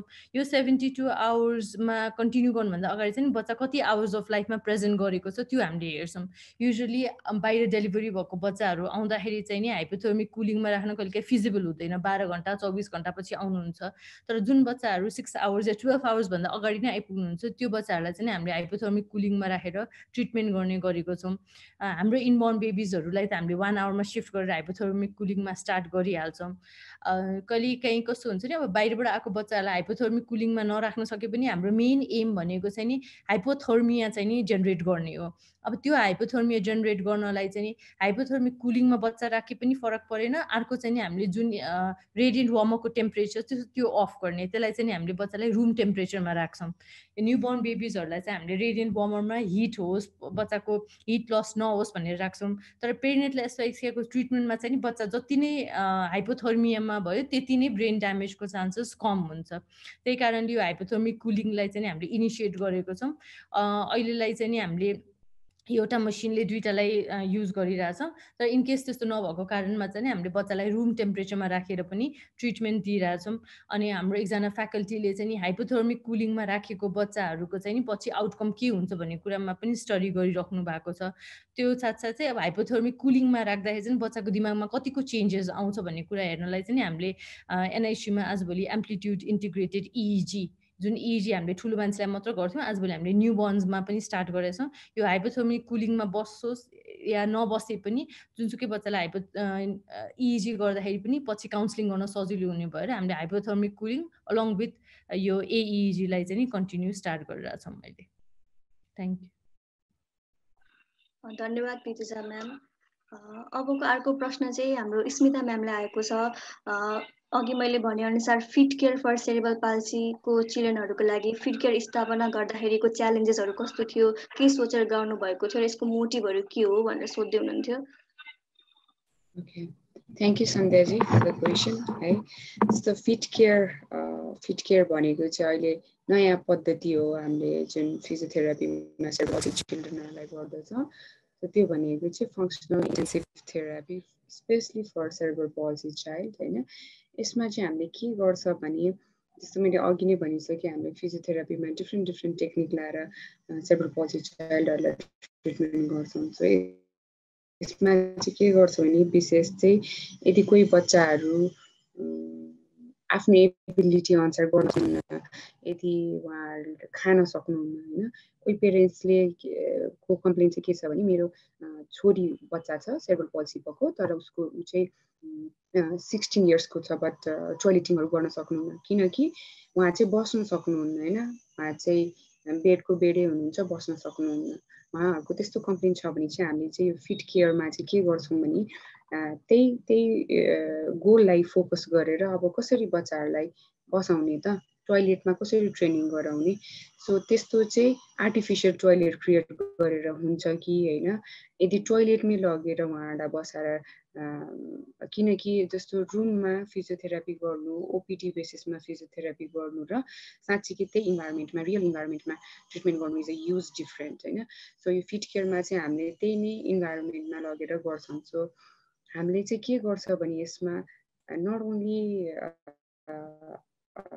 1 or 2 hour हैन हामीले चाहिँ अभिभावकलाई पनि साइड बाइ साइड ट्रिटमेन्ट गराउँछौँ जे हामीले गर्छौँ त्यो चाहिँ हामीले जस्ट इन्स्ट्रक्सन मात्र दिने ओर वी जस्ट गाइड चाइल्ड हैन तर बच्चाले एक्टिभली गर्नु पर्यो र पेरेन्ट्सले गर्नु पर्यो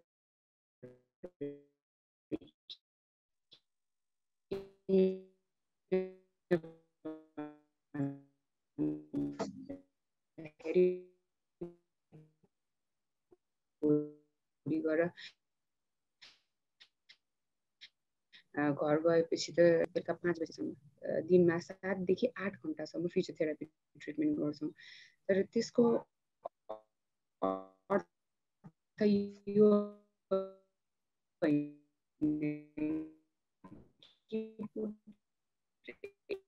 त्यतिखेर पनि एक्सर्साइज गराएको रेस्टै नलिएर गराउने होइन सो हामीले चाहिँ इट डिपेन्ड्स होइन कुन बच्चालाई कुन बच्चा खानासँग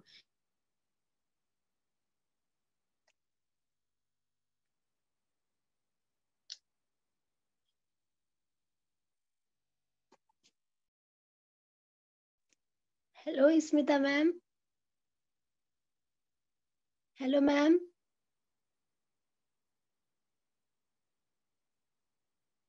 आई थिंक मैम को केही टेक्निकल प्रब्लम भयो होला हामी अब अर्को अन्तिम क्वेसन तर्फ जाम र अन्तिम प्रश्न भोजराज सरको लागि रहेको छ यो अलि लामो क्वेसन नै रहेको छ र क्वेसन रहेको छ नेपालमा आजको दिनसम्म पनि कुनै शहर बाहेक अधिकांश गाउँमा घरमै बच्चा जन्माउँछन् अस्पताल लाँदैनन् त्यो अवस्थामा मस्तिष्क पक्षाघात भएको व्यक्तिहरू वा बालबालिकालाई अस्पतालसम्म पुग्न धेरै पर्खाल्छन् र त्यसलाई कसरी तोड्न सकिन्छ भोजराज सर हजुरको केही भनिदिनुस् न धन्यवाद सबभन्दा पहिला त जनचेतना वृद्धि हुनु पर्यो बालबालिकाहरू जुन प्रेग्नेन्ट हुन्छ गर्भवती हुन्छन् उनीहरूले वर्षमा 4 पटक अनिवार्य रूपमा डाक्टरलाई देखाउनु पर्ने हुन्छ हस्पिटल गएर सबै विवरण लिनुपर्ने हुन्छ यो भएको हुनाले गाउँमा भएका गाउँघरमा भएको उहाँहरू पनि हस्पिटल नभए पनि स्वास्थ्य चौकीहरू हुन्छन् स्वास्थ्य चौकीमा गएर हेल्थ पोस्टहरूमा गएर चाहिँ सरसल्लाह लिने र त्यो अनुसार चाहिँ उहाँहरूले फलो गर्ने र उनलाई कुन टाइममा चाहिँ सुत्केरी हुन्छ भन्ने कुरो जानकारी लिइसकेपछि अनि उहाँहरू पनि त्यस्तै हेल्थ पोस्टमै गएर त्यहाँ एउटा सुत्केरी गराउने एउटा रुम हुन्छ सबै हेल्थ पोस्टहरूले बनाएको हुन्छ त्यहाँ बच्चा जन्मायो भने यो समस्याहरू नआउन सक्छ तर घरमै जन्मियो अचानक जन्मियो भने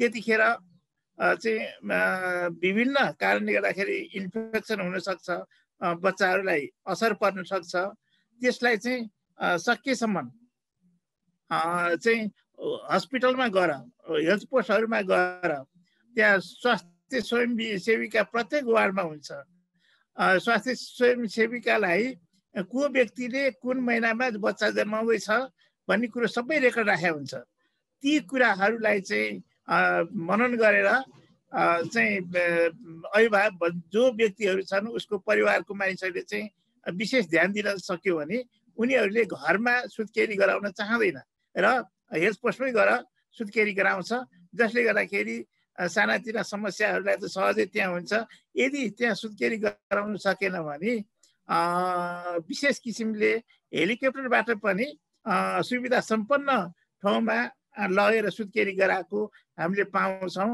दुर्गम ठाउँहरूमा पनि त्यस्तै गरेको हामीले पाइरहेको छौँ त्यसले गर्दाखेरि सबभन्दा पहिला सुत्केरी हस्पिटलमा गरायो भने सुत्केरी भत्ता पनि दिने व्यवस्था छ।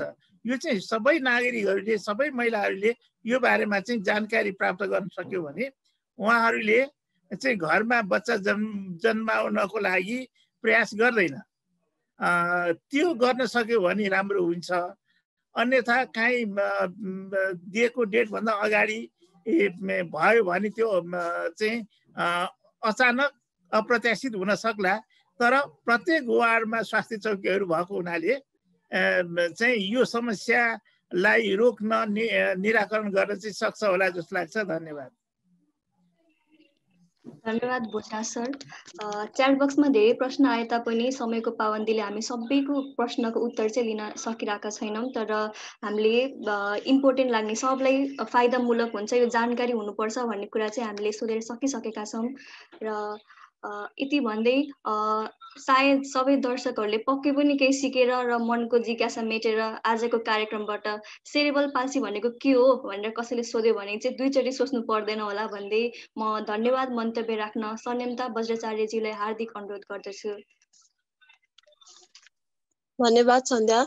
नमस्ते, म Sanyamata Bajracharya, Kathmandu university school of medical science Dhulikhel हस्पिटलमा फिजियोथेरापी अध्ययनरत विद्यार्थी हुँ र वर्ल्ड सेरेब्रल पाल्सी डेको अवसरमा Kathmandu university school of medical science department of physiotherapy र रोटरी क्लब अफ KUSMSले आयोजना गरेको यस कार्यक्रममा सहभागी भएर यस कार्यक्रमलाई सफल पारिदिनुहुने सम्पूर्ण श्रोताहरू एवं आफ्नो अमूल्य समय मिलाएर यस कार्यक्रममा उपस्थित हुनु भएर यस कार्यक्रमको शोभा बढाइदिनु भएकोमा हाम्रा अतिथिज्यूहरूलाई पनि धेरै धेरै धन्यवाद दिन चाहन्छु।